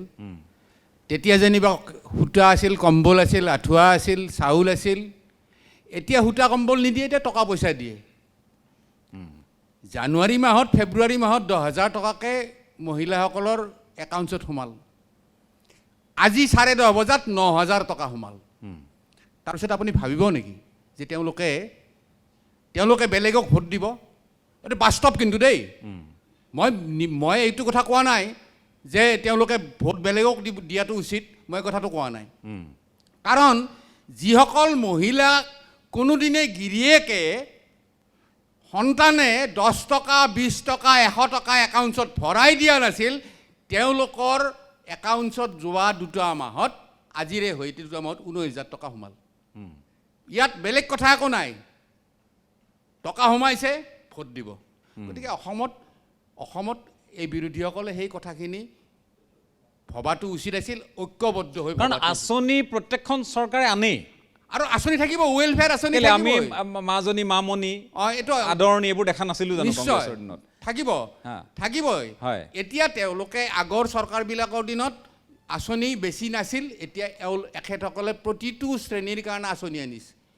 এই আঁচনিবিলাকে আমাক কি পৰ্যায়লৈ লৈ যাব আমি 2028 চনৰ মানৰ পৰা আমি গম পাম। যেতিয়া অসম চৰকাৰে টকাবোৰ ঘূৰাব লাগিব, ঋণৰ টকাবোৰ, তেতিয়া কিন্তু আমি গম পাম যে আমি কি অৱস্থালৈ গৈ আছোঁ। গতিকে ভাল অৱস্থা হওক, ৰাজহ অসম চৰকাৰে কৰক, চৰকাৰ যিয়েই নাহক। আৰু এই মুহূৰ্তত যিহেতু বিকাশৰ কথা কৈছে ৰাইজে, আমি দেখিছোঁ। মই এটা উদাহৰণ দিছোঁ, 2টা বাক্যত কৈছোঁ। মোৰ গাঁওখনলৈকে দিনটোত 2বাৰমানকৈ 3বাৰ, কেতিয়াবা 3বাৰো হয়, বিজেপিৰ কৰ্মীসকল, নেতাসকল বুথৰ মণ্ডলৰ 2-3বাৰমানকৈ যায়। কিন্তু আজি 3টা মাহ এজন বিৰোধী দলবিলাকৰ এজন প্ৰতিনিধি বা এজন এই গাঁওখনত, মই এই কথাটোৰ পিছত আপুনি কি ক'ব কওকচোন? আমি ক'ত আছোঁ? আমি বিৰোধী শক্তিশালী হ'ব লাগে বুলি পেলাই আমি ভাবিলেও এতিয়া তেওঁলোকে সেইবিলাক কথা মানে প্ৰেছ কনফাৰেন্সত কথা নহ'ব, কথা হ'ব এই পৃষ্ঠা প্ৰমুখসকল। আমি আগতেও কৈছোঁ, সেইকাৰণে মই কৈছোঁ যে যোৱাবাৰ যদি ষ্টাৰ মাৰ্ক পাইছিল, এইবাৰ সাহসীয় পক্ষই ডিষ্টিংশ্যন পাব। বেয়া পালোঁ, কোনোবাই মোক গালি পাৰিলেও তেখেতে কৈছে যে কি নহওক, চৰকাৰৰ ঘূৰ সমালোচক এগৰাকী ব্যক্তি হিচাপে আমি সকলোৱে জানো জ্ঞানেন চক্ৰৱৰ্তী, আৰু তেখেতে কৈছে মোক বেয়া পালেও মই ক'ম ষ্টাৰ নহয়, এইবাৰ ডিষ্টিংশ্যন পাব। চৰকাৰৰ কাম কাজ, বিজেপিৰ যেনেকৈ গাঁৱে ভূঞে তেওঁলোকৰ দলৰ কৰ্মকৰ্তাসকল, কাৰ্যকৰ্তাসকল সোমাইছে, সেই কথাখিনি উদাহৰণ দি তেখেতে কৈছে। যে কি নহওক, মিশ্ৰ ডাঙৰীয়া, আপোনাৰ পৰা সামৰণি মন্তব্য ল'ব খুজিছোঁ। ইতিমধ্যে ক'লে এটাই, মানে ৰাজনীতিৰ যিটো কথা, ইয়াত এটা খুব ডাঙৰ শব্দ এটা জড়িত হৈ আছে, এইটো হৈছে বিশ্বাস। এতিয়া মই যদি কাৰোবাক ফ'ল' কৰোঁ আৰু সেই মানুহজনে মই যিটো আদৰ্শলৈ তেওঁৰ ফালে যিটো আশাৰে চাই আছিলোঁ, সেই আশাটো যদি কেইদিনমান পিছত তেওঁ ভংগ কৰি দিয়ে, যিটো আমি বিৰোধীৰ ক্ষেত্ৰত এতিয়া সাংঘাতিক ধৰণে দেখিছোঁ যে যোৱাকালিলৈকে যিজন মানুহে বিজেপিক গালি পাৰি থাকে, সেই মানুহজন পিছদিনা বিজেপিত আহি যায়। গতিকে বিৰোধী শক্তিশালী হ'বই নোৱাৰে যেতিয়ালৈকে বিৰোধীৰ এটা স্থিতি ধৰি ৰখাৰ তেওঁলোকে চেষ্টা নকৰে। আৰু সমগ্ৰ অসমত যি ধৰণে উন্নয়নমূলক কাম কাজ হৈছে, আমি যদিও নলবাৰীত থাকোঁ তথাপি আপোনালোকৰ জৰিয়তেই হওক, ছ'চিয়েল মিডিয়াৰ জৰিয়তেই হওক, আমি বিভিন্ন ধৰণৰ বা বাতৰি পাই থাকোঁ। এই মানে আটাইতকৈ ভাল লগা কথাটো হৈছে কি, যিটো আমাৰ দিনত নাছিলে, যে আমি পঢ়া শুনা কৰাৰ পিছতো 20-25 লাখ টকামান যদি আমি যোগাৰ কৰিব নোৱাৰোঁ মাটি ৰাতি বিক্ৰী কৰি, তেতিয়াহ'লে আমি চাকৰি নাপাওঁ। কিন্তু আজিৰ দিনত মানস কলিতাহঁতৰ দৰে যুৱচামৰ কাৰণে এইটো এটা খুব ডাঙৰ সুবিধা হৈছে যে তেওঁলোক কোনটো ক্লাছৰ, তেওঁলোক BPL, APL নে সাংঘাতিক ধনী, এই কথাটো নাভাবি পেলাই চৰকাৰে মেধাৰ ভিত্তিত যিটো চাকৰি দিয়াৰ ব্যৱস্থা কৰিছে, এইটো চবতকৈ আদৰণীয় পদক্ষেপ আৰু সমাজত সাংঘাতিক এটা পৰিৱৰ্তন আনিব বুলি মই বিশ্বাস কৰোঁ। যোৱাকালি এটা ছ'চিয়েল মিডিয়াত ভিডিঅ' দেখিলোঁ, জন আশীৰ্বাদ যাত্ৰাৰ কইনাজনী ওলাই আহিছে। নৱেম্বৰ মাহত সেইজনী কইনাই, ছোৱালীজনীয়ে চাকৰি পাইছে, ক'তো 1 টকা খৰচ নকৰাকৈ আৰু এইটো বিয়া হৈছে। তো এইটো এটা সুখানুভূতি। মানুহে যেতিয়া এনেকুৱা ধৰণৰ ভাল অনুভৱ কৰে আৰু যিজন ব্যক্তিৰ কাৰণে সেই অনুভৱ কৰে, সেই ব্যক্তিজনক মানুহে কেতিয়াও পাহৰিব নোৱাৰে। আপুনিও যদি কেতিয়াবা কাৰোবাক যদি সহায় কৰে, সেই মানুহজনে আপোনাক সদায় আজীৱন মনত ৰাখিব। তো তেনেকুৱা ধৰণে আজি আৰু বহুতৰে মনত আপোনাৰ কথাৰ সাৰমৰ্ম যিটো মই সামৰিব লাগিব, তাৰমানে আশাৰ সঞ্চাৰ হৈছে। একজেক্টলি, আশাৰ সঞ্চাৰ হৈছে। মানুহে এটা ভাল ভাৱ দেখিছে। হয়, বিৰোধী লাগে, শক্তিশালী বিৰোধী লাগে, কাৰণ গণতন্ত্ৰত বিৰোধীৰ যথেষ্ট প্ৰয়োজন আছে, কাৰণ চৰকাৰৰ কেতিয়াবা 2-এটা যদি ভুল কথা, ভুল সিদ্ধান্ত হয়, সেইবোৰ ধৰিবৰ কাৰণে বিৰোধী লাগে। কিন্তু সেই যিটো ব্যৱস্থা, সেই ব্যৱস্থাটোত আজি আমি কাকো বিৰোধীৰ যিটো শক্তিশালী বিৰোধী বুলি আমি কাৰোবাৰ ফালে চাম, তেনেকুৱা ধৰণৰ আমি কাকো দেখা নাই। ঠিক আছে, মই আপোনালোক সকলোকে ধন্যবাদ জ্ঞাপন কৰিছোঁ। মই 5গৰাকী ব্যক্তিৰ সৈতে কথা পাতিলোঁ। নলবাৰীৰ চিনাকি মুখ এই 5খন। তেওঁলোকে নিজৰ মনৰ কথাখিনি ক'লে। আৰু 5গৰাকীক আমি আমন্ত্ৰণ জনাম। তাৰ পূৰ্বে এটা বিৰতি পুনৰ লৈ লৈছোঁ।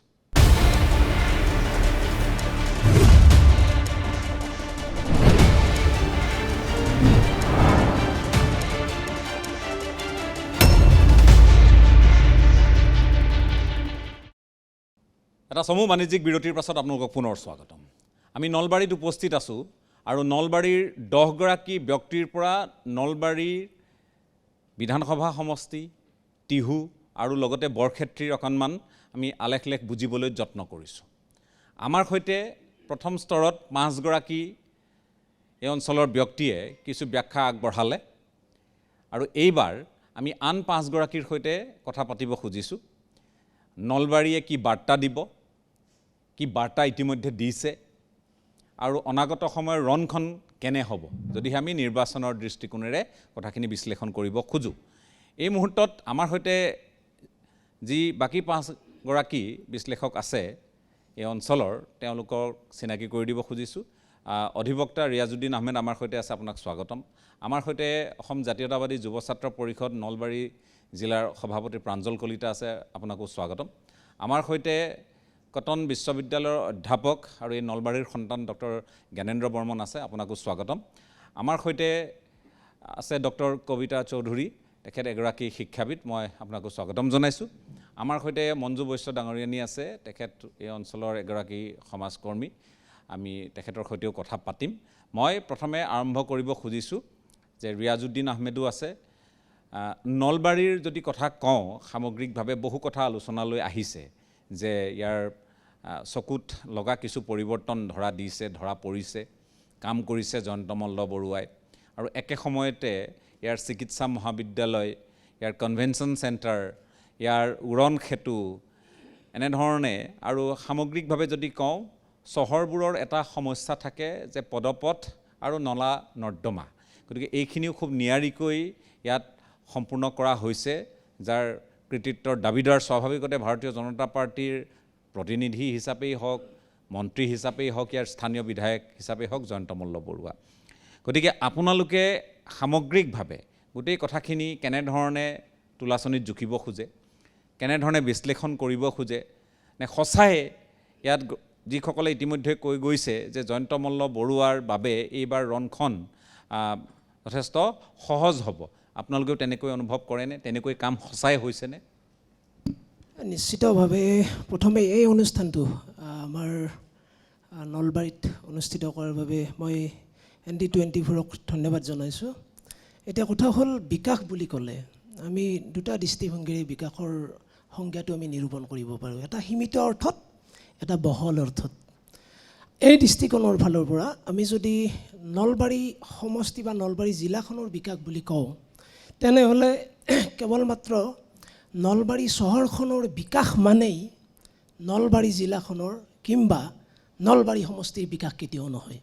মই ৰাজদীপ দা ভাল পালোহেঁতেন যদি আজিৰ এই অনুষ্ঠানটো মোৰ অঞ্চল অৰ্থাৎ ঘগ্ৰাপাৰৰ পৰা 6 কিলোমিটাৰমান দূৰত থকা বৰাজলত অনুষ্ঠিত কৰিলেহেঁতেন। তেতিয়া নিশ্চিতভাৱে আপুনি বা আমাৰ পেনেলিষ্টবিলাকে গম পালেহেঁতেন বিকাশৰ সংজ্ঞাটো কি দৰাচলতে, আৰু গম পালেহেঁতেন যদি জাজিয়াবাৰীৰ পৰা 6-7 কিলোমিটাৰমান গৈ খাটিকুছিত সেইটোৰ কাৰণে আমাৰ ব্যৱস্থা আছে, কিন্তু হয়, এইটো মই সদৰত মই আশা পাতিব লাগে। কৰিম। সদৰে সমষ্টি হয়। আমাৰ আন এটা অনুষ্ঠানলৈকে জানে, মোৰ সতীৰ্থসকল ঘূৰি ফুৰে, বুজ লয় সমস্যাসমূহৰ, স্বাভাৱিকতে মই নিশ্চিতভাৱে আমি আশা কৰিম যে আমাৰ জিলাখনৰ বা সমষ্টিটোৰ গাঁৱে ভূঞে এনেধৰণৰ অনুষ্ঠানবিলাক হওক। আৰু নিঃসন্দেহে এই কথাটো আমি স্বীকাৰ কৰিব লাগিব যে নলবাৰী চহৰখনৰ কিছু উন্নতি হৈছে, তাৰ সমান্তৰালভাৱে আমি এই কথাটোও কিন্তু আমি চিন্তা কৰাৰ প্ৰয়োজন আছে, যিহেতু অসমৰ শৈক্ষিক মানচিত্ৰখনত নলবাৰী জিলাখনক শিক্ষাৰ নৱদ্বীপ বুলি কোৱা হয়। গতিকে শিক্ষাৰ নৱদ্বীপ নলবাৰী জিলাত যেতিয়া আমি মাজে মাজে আমাৰ সন্দেহ হয় আজিৰ পৰা 10 বছৰ পিছত আমাৰ নলবাৰী জিলাখন কি পৰ্যায়লৈ যাব। আজি আমি যিটো দৃষ্টিকোণৰ ফালৰ পৰা উন্নয়নৰ আমি বিভিন্ন দিশবিলাক আলোচনা কৰি আছোঁ, পৰৱৰ্তী সময়ত আমি এই উন্নয়নৰ যিটো দৃষ্টিকোণ এই দৃষ্টিকোণটো আমি একেধৰণে আলোচনা কৰিব পাৰিমনে? যিখন শিক্ষাৰ নৱদ্বীপ স্বৰূপ নলবাৰী জিলাত 60খনতকৈও অধিক সুৰাৰ বিপণী আছে, এই কথাটো আমি চিন্তা কৰিব লাগিব। শিক্ষাৰ নৱদ্বীপ নলবাৰী জিলাত বিগত 10 বছৰত কিমানখন স্কুল বিলুপ্তি হ'ল, এই কথাটো কিন্তু আমাৰ চিন্তা কৰাৰ প্ৰয়োজন আছে। গতিকে আমি বিশেষকৈ আমাৰ মন্ত্ৰীগৰাকীৰ কথা আজি আলোচনা হৈছে, নিশ্চিতভাৱে মই কৈছোঁৱেই যে নলবাৰী চহৰৰ যথেষ্ট উন্নতি হৈছে, ফ্লাইঅভাৰ হৈছে, কিন্তু মন্ত্ৰীগৰাকীয়ে যিখন মৌজাক বাঁহজানি মৌজাক প্ৰতিনিধিত্ব কৰি অসমৰ সন্মানীয় মন্ত্ৰীৰ দায়িত্বত আছে। গতিকে বাঁহজানি মৌজাৰ আজি যদি আপুনি বাট পথবোৰ চাই কেনেকুৱা এটা পয়া লগা অৱস্থা, মই মোৰ মনৰ কথাখিনি এইটো দৃষ্টিকোণৰ পৰা ক'ব বিচাৰিছোঁ, যিহেতু প্ৰায় 24 বছৰ সময় মই অৰাজনৈতিক এটা সংগঠন সদৌ অসম ছাত্ৰ সন্থাৰ সৈতে জড়িত আছিলোঁ। গতিকে নলবাৰী জিলাখনৰ বিভিন্ন প্ৰান্তত গাঁৱে ভূঞে আমি সোমাই গৈছোঁ। গতিকে আমি বাট পথবিলাকৰ অৱস্থাটো গম পাওঁ। গতিকে বাঁহজানিত কি আছে, এটা খাদী উদ্যোগ আছে, খাদী উদ্যোগটোৰ আজিৰ অৱস্থাটো কি আমি যদি চাবলৈ যাওঁ, এখন পলিটেকনিক আছে, গোপালধাল পলিটেকনিকেল ইনষ্টিটিউটখন, এইখন পলিটিকেল ইনষ্টিটিউটৰ অৱস্থাটো কি আছে আজিৰ সময়খিনিত? নলবাৰী জিলা শিক্ষাৰ নৱদ্বীপ বুলি কোৱা হয়। নলবাৰী জিলাত আমাৰ ছাত্ৰ ছাত্ৰীসকলে MSc কৰিবলৈ যদি বিচাৰে, এই MSc ডিগ্ৰীটো নলবাৰীতে কৰা আজিলৈকে সম্ভৱ হৈছেনে? কোনো কাৰণত হোৱা নাই।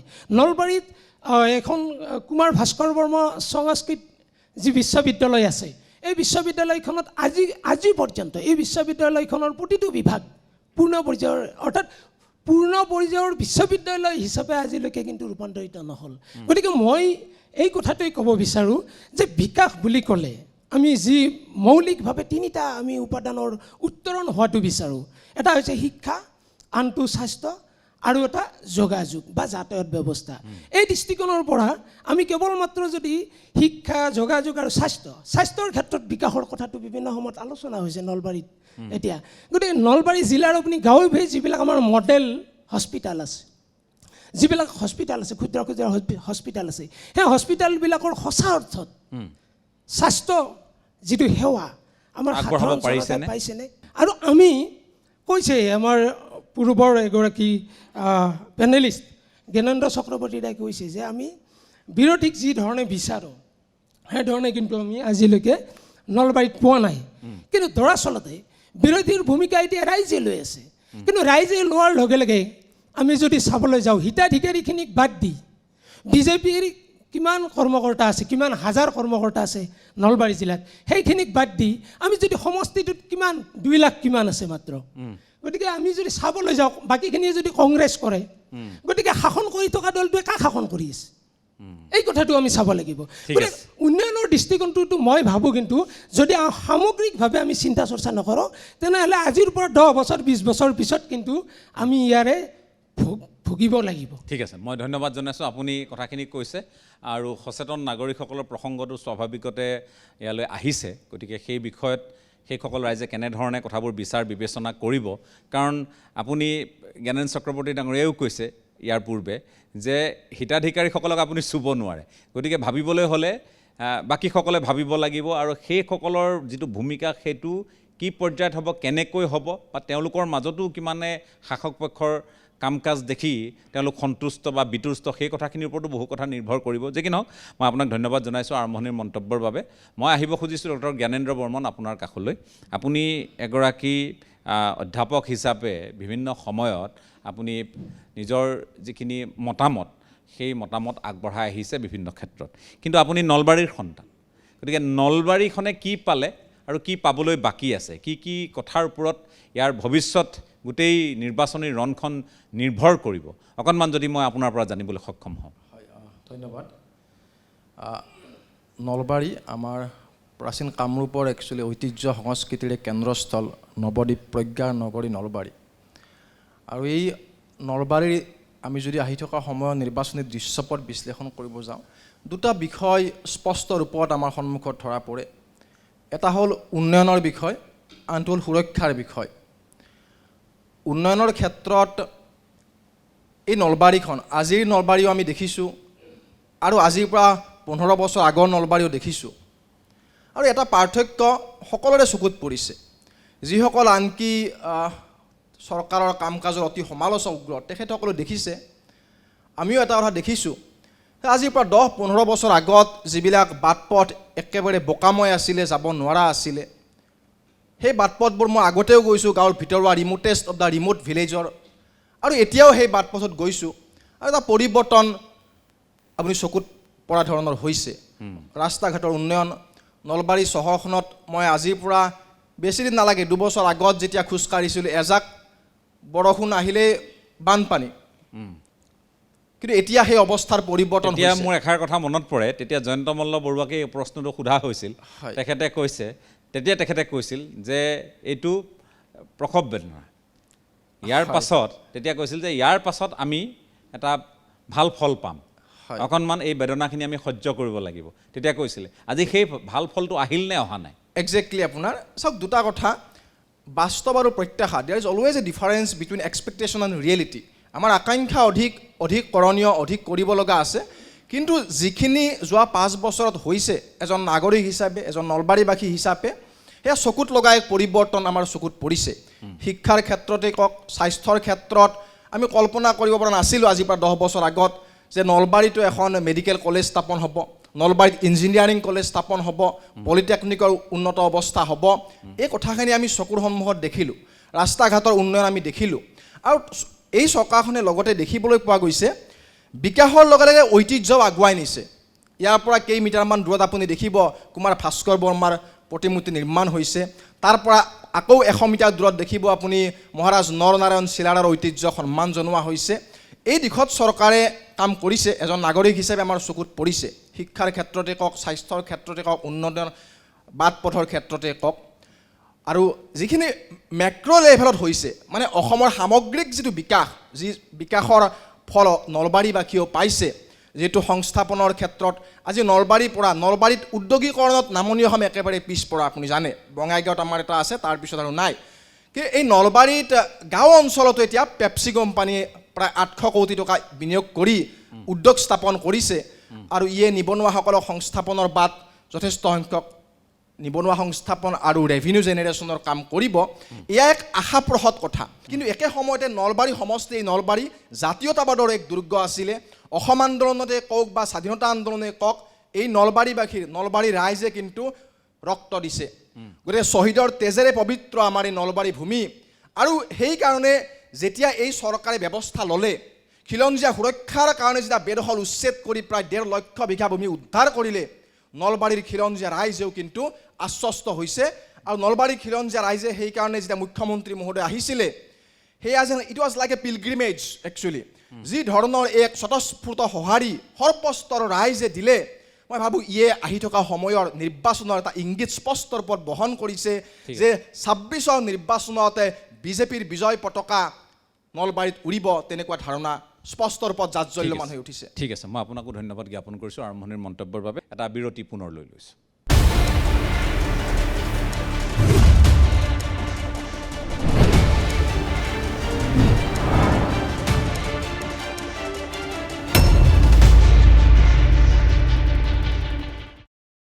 এটা চমু বিৰতিৰ পাছত আপোনালোকক পুনৰ স্বাগতম। ডক্টৰ কবিতা চৌধুৰী, মই আপোনাৰ কাষলৈ আহিব খুজিছোঁ।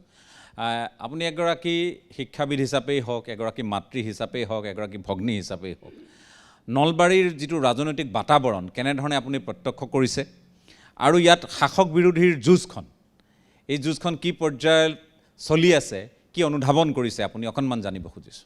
ধন্যবাদ জনাইছোঁ। প্ৰথমতে আচলতে এয়া একদম নিৰ্বাচনৰ বতৰ।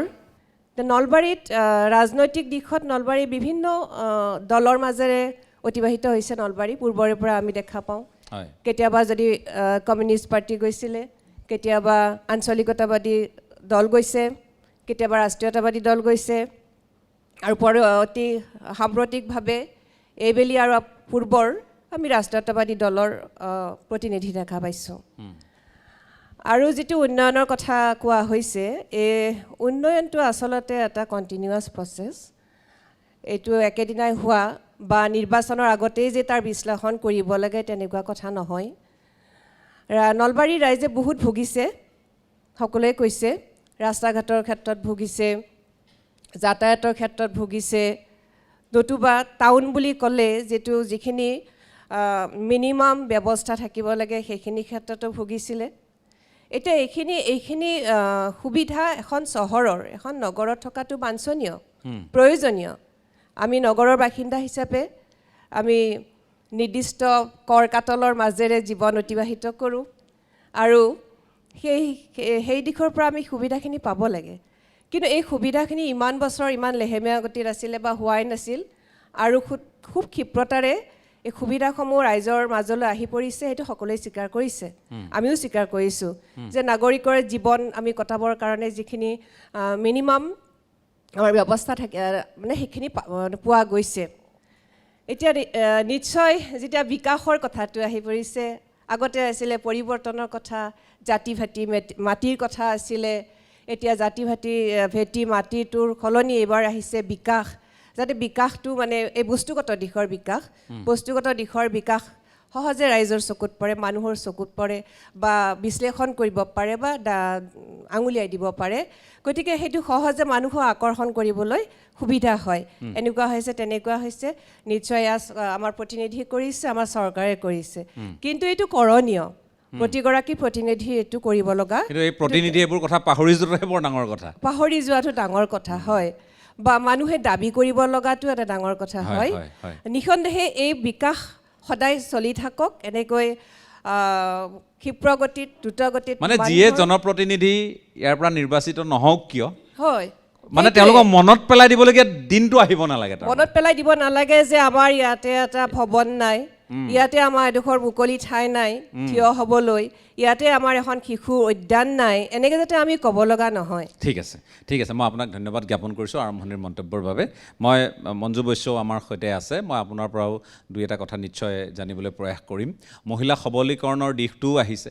আপুনি নাৰীৰ বাবে সংগ্ৰাম কৰা এগৰাকী নেত্ৰী হিচাপে এই কথাবোৰ কেনেধৰণে বিশ্লেষণ কৰে, আৰু এই নিৰ্বাচনত এইবোৰ কাৰক হ'ব পাৰেনে? মহিলাসকলে পোৱা আঁচনি ইত্যাদি, তেওঁলোকৰ সবলীকৰণৰ বাবে লোৱা পদক্ষেপসমূহ, আন্তঃগাঁথনি উন্নয়ন ইত্যাদি, এই যিবোৰ কথা আহিছে, আৰু এইবাৰ বিকাশৰ কথাকেই সাৰোগত কৰি মানুহ আগবাঢ়িব বুলি কৈছে, ভোট দিবলৈ যাব বুলি কৈছে, আৰু গণতন্ত্ৰৰ বৃহৎ এই উৎসৱত অংশগ্ৰহণ কৰিব। গতিকে আপুনি কেনে দৃষ্টিকোণেৰে কথাখিনি পৰ্যবেক্ষণ কৰিছে? নমস্কাৰ। মই আচলতে কোনো ৰাজনীতিৰ লগত জড়িত নহয়, এগৰাকী সাধাৰণ সমাজকৰ্মী, লগতে এগৰাকী শিক্ষয়িত্ৰী হয়। তৰুণ গগৈ ডাঙৰীয়াৰ দিনৰ পৰা আমি চৰকাৰ দেখিছোঁ, গতিকে তাৰ তুলনাত আমি বিজেপি চৰকাৰখনে যথেষ্ট বিকাশ বা উন্নয়নৰ দিশত কাম কৰা আমি দেখিবলৈ পাইছোঁ। আৰু নলবাৰীৰ কথাই কওঁ, মোৰ আচলতে বৰক্ষেত্ৰী সমষ্টি, মোৰ বৰভাগত ঘৰ। বৰক্ষেত্ৰী সমষ্টিটো যথেষ্ট আমি উন্নয়ন দেখা পাইছোঁ। বা নলবাৰীত মোৰ নিজৰ ঘৰৰ পৰা ক'ব গৈছোঁ, মোৰ ছোৱালীয়ে নলবাৰী মহাবিদ্যালয়ত পঢ়ি আছে। যেতিয়া বৰভাগৰ পৰা নলবাৰী মহাবিদ্যালয় আহিব লগা হয়, বহুতখিনি দূৰ হয়, মোটামুটি 16 কিলোমিটাৰমান দূৰ হয়। তাই মানে যথেষ্ট সংখ্যক অসুবিধাৰ সন্মুখীন হৈছিল, যে গাড়ীত আহিলে সময়ত ক্লাছটো এটেণ্ড কৰিব নোৱাৰে। কিন্তু যেতিয়া এখন স্কুটি পাবলৈ সক্ষম হৈছে, তেতিয়া মানে মোৰ ছোৱালীজনীয়ে এতিয়া সময়মতে ক্লাছ এটেণ্ড কৰিব পাৰে ইমান দূৰৰ পৰা আহি, গতিকে সেই ক্ষেত্ৰত মই চৰকাৰখনক ধন্যবাদ দিব লাগিব, যিহেতু শিক্ষাৰ ক্ষেত্ৰত হওক বা ৰাস্তা ঘাট বা আমাৰ মেডিকেলৰ ক্ষেত্ৰত হওক বহুতখিনি এইখন চৰকাৰে যথেষ্ট উন্নতি কৰিছে। আৰু নলবাৰীততো বহুতখিনি এতিয়া গমেই পাইছে, সকলোৱে ইতিমধ্যে কৈছে নলবাৰীত কি কি উন্নয়ন হৈছে। আমাৰ হৰি মন্দিৰৰ পৰা আদি কৰি আমাৰ যিকেইখন সেতুৰ পৰা আদি কৰি যিখিনি ইয়াতে মেডিকেল কলেজৰ পৰা গোটেইখিনি সুবিধা ইতিমধ্যে আমি দেখিবলৈ পাইছোঁ। কিন্তু মোৰ ক'বলগীয়া আছে, মই যিহেতু ৰাজনীতিৰ লগত জড়িত নহয়, আগতে কৈছোঁ, আৰু মই সদায় চৰকাৰৰ ভাল দিশটোও সমালোচনা কৰিছোঁ, বেয়া দিশটোও সমালোচনা কৰিছোঁ। মোৰ ফেচবুক পোষ্টত মই প্ৰায়ে লিখোঁ এইবিলাক। এতিয়া মোৰ বেয়া দিশটো, যিহেতু আপুনি কৈছে যে নাৰী সবলীকৰণৰ দিশত আমি কাম কৰি আছোঁ বা নাৰী নিৰ্যাতনৰ ওপৰত আমি কাম কৰি আছোঁ। মই যিটো NGOত কাম কৰি আছোঁ, মহিলা সবলীকৰণৰ ওপৰত কাম কৰি আছোঁ, আৰু নিৰ্যাতন, ধৰ্ষণ এইবিলাকৰ আমাৰ মেইন লক্ষ্য উদ্দেশ্য হয়। গতিকে মই সেই ক্ষেত্ৰটোত চৰকাৰখনৰ পৰা আৰু অধিক আশা কৰিম। মানে নাৰীক সুৰক্ষা দিয়াৰ ক্ষেত্ৰত ক'ৰবাত নহয় ক'ৰবাত চৰকাৰখন মানে সম্পূৰ্ণ সফল হ'ব পৰা নাই। গতিকে মোৰ ক'বলগীয়া এইখিনি আছে। আপোনালোকৰ চেনেলৰ মাধ্যমেৰে মই মুখ্যমন্ত্ৰী ডাঙৰীয়াকো এইখিনিয়ে আহ্বান জনাব বিচাৰিছোঁ যে নাৰীসকলক আঁচনি দিয়াতকৈ প্ৰথমতে নাৰীসকলক সুৰক্ষিত কৰক। গতিকে সেইটো আচলতে নাৰীক প্ৰথমতে সুৰক্ষিত কৰিব লাগিব, আঁচনিৰ দ্বাৰা নাৰী কিন্তু সুৰক্ষিত নহয়। ঠিক আছে, ঠিক আছে। নাৰী সুৰক্ষাৰ দিশটোৰ ওপৰত আপুনি যথেষ্ট গুৰুত্ব প্ৰদান কৰাটো বিচাৰিছে, আৰু এতিয়াও সেইখিনি সম্পূৰ্ণ হোৱা নাই বুলি ভাবে। মই অসম জাতীয়তাবাদী যুৱ ছাত্ৰ পৰিষদৰ নলবাৰী জিলা সমিতিৰ সভাপতিগৰাকী আমাৰ সৈতে আছে, প্ৰাঞ্জল কলিতা। মই আপোনাৰ কাষলৈ আহিব খুজিছোঁ। আপোনালোকে কেনেধৰণে কথাবোৰ বিশ্লেষণ কৰে? চাওক, জাতীয় দল সংগঠনসমূহৰ এটা ভূমিকা থাকে, আৰু য'ত চৰকাৰে কিছুমান এনে কাম কৰে যিখিনি জনতাৰ হিতৰ নহয় বুলি অনুধাৱন কৰা হয়, সেইখিনিৰ ক্ষেত্ৰত সৰব হোৱা দেখা যায় সাধাৰণতে আমাৰ জাতীয় দল সংগঠনসমূহ। আৰু জাতীয় দল সংগঠনসমূহৰ গুৰুত্ব অপৰিসীম। নিৰ্বাচনতো পাকে প্ৰকাৰান্তৰে প্ৰভাৱ পৰি বহু কথাৰ, এই কথাখিনি খোলাখুলিকৈ মই পাতিব খুজিছোঁ। গতিকে নলবাৰীখনক লৈ আপোনালোকে কি ভাবে যে কি হ'বলৈ গৈ আছে ইয়াৰ ৰাজনৈতিক গোটেই বাতাবৰণটো? ইয়াৰ পূৰ্বেও এগৰাকীয়ে কৈছে যে বিৰোধীয়ে ৩-৪ মাহ হয়তো হাত সাৱটি বহি আছে, অথচ শাসক পক্ষৰ মানুহ তেওঁলোকে গ্ৰাছৰুটত সোমাইছে, সাধাৰণ মানুহৰ ঘৰলৈ গৈছে, ঘৰে ঘৰে গৈছে, ভোটাৰৰ কাষ চাপিছে। কাৰোবাৰ যদি কিবা আঁচনিক লৈ ক্ষোভ আছে, খং আছে, প্ৰাপ্তি অপ্ৰাপ্তিক লৈ কিবা ক'বলগীয়া আছে, সেইখিনি বুজ লৈছে, দলৰ নেতৃত্বক জনাইছে, আৰু সেইখিনি নিৰাময় কৰিবলৈও তেওঁলোকে যত্ন কৰিছে, কাৰণ নিৰ্বাচনটো তেওঁলোকে জিকিব লাগিব। যিটো মই উল্লেখ কৰিব খোজোঁ যে ভাৰতীয় জনতা পাৰ্টীয়ে তেওঁলোকে অকণমান কৰ্পৰেট ষ্ট্ৰাকচাৰত কাম কৰে, এই কথাখিনি একেবাৰে খোলাখুলি কথা। তেওঁলোকৰ ধনবলো আছে যথেষ্ট। ইয়াৰ বিপৰীতে অসমত বিৰোধীৰ যিটো এই মুহূৰ্তৰ স্থিতি, এই গোটেই কথাখিনি সামগ্ৰিকভাৱে, মই আপোনালোকে জাতীয় সংগঠন কৰে এনে নহয় যে আপোনালোকে ৰাজনীতি কৰে, কিন্তু জাতীয় সংগঠনে এই কথাবোৰ খুব গুৰুত্ব সহকাৰে পৰ্যবেক্ষণো কৰে, আৰু যিটো ভাল নহ'ব সেইটো আপোনালোকে জনতাক জনাবলৈ চেষ্টা কৰে। কি অনুভৱ কৰিছে এই নিৰ্বাচনক লৈ? ধন্যবাদ। এটা মই উদাহৰণেৰে মই কথাখিনি মই বুজাব বিচাৰিছোঁ। আজি নলবাৰীত যিখিনি উন্নয়ন হৈছে তাৰ ক্ৰেডিট বিচাৰি ৰাইজৰ মাজত ঘূৰি ফুৰিছে। মাতৃ এজনীয়ে যেতিয়া সন্তান এটা জন্ম দিয়ে, সন্তানটোক মাতৃদুগ্ধ পান কৰোৱাটো মাতৃৰ দায়িত্ব, কিন্তু সন্তানটোক মাতৃদুগ্ধ পান কৰোৱা বুলি মাতৃজনীয়ে আচলতে ক্ৰেডিট ল'ব নোৱাৰে। সেইটো ক্ৰেডিট লোৱা বিষয় নহয়। জনপ্ৰতিনিধি এজনৰ দায়িত্ব সমষ্টিৰ উন্নয়নৰ কাম কৰাটো। গতিকে যদি জনপ্ৰতিনিধি এই সমষ্টিটোৰ উন্নয়ন কৰি তেখেতে যদি সভা সমিতি আহ্বান কৰে যে মোক ক্ৰেডিট লাগে, সেই কথাটো আচলতে কেনেকুৱা কথা, সেই কথাটো আচলতে আমি বুজি নাপাওঁ। নিৰ্বাচনী ৰাজনীতিত ক্ৰেডিট কোনে নিবিচাৰে? সকলোৱে বিচাৰে। কংগ্ৰেছৰ থাকিলে কংগ্ৰেছে বিচাৰিব আমাক ভোট দিয়ক, আমি এইখিনি কৰিম। বিজেপিয়ে ক'ব যে আমি এইখিনি কৰিছোঁ, আমাক ভোট দিয়ক। এইটোতো নিৰ্বাচনত এইবিলাক কথা চলেই এটা পৰ্যায়লৈ। চলেই, কিন্তু সেই যদি আপুনি গোটেই দৃষ্টিৰে কথাখিনি চাই, সেই কথাটো কিন্তু জনপ্ৰতিনিধি এজনৰ দায়িত্ব সমষ্টিৰ কাম কৰাটো, সমষ্টিৰ মানুহৰ লগত সুখে দুখে থকাটো। যেনেকৈ মাতৃৰ দায়িত্ব সন্তানক দুগ্ধপান কৰোৱাটো, ঠিক তেনেকৈ জনপ্ৰতিনিধিগৰাকীৰো দায়িত্ব, কিন্তু সেই দায়িত্বটোৰ ক্ৰেডিটটো জনসাধাৰণে দিব, এনেই দিব, সেইটো আৰু বিচাৰি ফুৰাৰ সেইটো বিষয় হ'ব আচলতে নালাগে। তাৰ পিছতে মই অন্য এটা দৃষ্টিকোণেৰে মই নলবাৰীৰ কথাখিনি কওঁ যে ভাল লাগিছে যে নলবাৰীত দলং হৈছে, নলবাৰীত চহৰৰ ড্ৰেইন হৈছে, নলবাৰী চহৰত লাইট জ্বলিছে, আপুনি দেখিছে। হয়, নলবাৰীত কনভেনশ্যন চেণ্টাৰ হৈছে, নলবাৰীত সংহত জিলা আয়ুক্তৰ কাৰ্যালয় হৈছে। তাৰ লগে লগে এটা কথা কিন্তু ক'ব লাগিব, এইবিলাক ভাল লাগিছে আমাৰ। তাৰ লগে লগে এটা কথা আমি ক'ম যে নলবাৰীত কিন্তু প্ৰজ্ঞাৰ নগৰী নলবাৰীত কিন্তু 60খনকৈ ৱাইন শ্বপো হৈছে, সুৰাৰ বিপণীও হৈছে। নলবাৰীত আৰু এটা কথা ক'ম, যোৱাকালি হিমন্ত বিশ্ব শৰ্মা ডাঙৰীয়া আহিছে। হিমন্ত বিশ্ব শৰ্মা ডাঙৰীয়াই কৈছে যে অহা বছৰ চৰকাৰ হ'লে 2 লাখ চাকৰি দিব। সেইটোৰ প্ৰয়োজন আছে, মই নলবাৰীত মই অনুভৱ কৰিছোঁ। কিয়নো বহু শিক্ষিত নিবনুৱা এতিয়া ভোটাৰ লিষ্টৰ পৃষ্ঠা প্ৰমুখ হৈ আছে। আৰু মই ষ্টেডিয়ামৰ কথা এটা কওঁ, ভাল হৈছে ষ্টেডিয়ামখন হৈছে নলবাৰীত। ষ্টেডিয়ামখন হ'লেই নহ'ব নহয়, খেলুৱৈ লাগিব। ক্ৰীড়া সন্থাৰ যেতিয়া সভাপতি সাধাৰণ সম্পাদক লুডু খেলিব নজনা মানুহ হৈ থাকিব, তেখেতসকলে আৰু কি ক্ৰীড়া প্ৰতিভাৰ জন্ম দিব। ঠিক আছে, মই আপোনাক ধন্যবাদ জনাইছোঁ। আটাইয়ে নিজৰ প্ৰাৰম্ভিক মন্তব্য আগবঢ়াইছে। এটা বিৰতিৰো সময় হৈছে, বিৰতি লৈ মই অনুষ্ঠানৰ শেষ অংশলৈ আহি আছোঁ।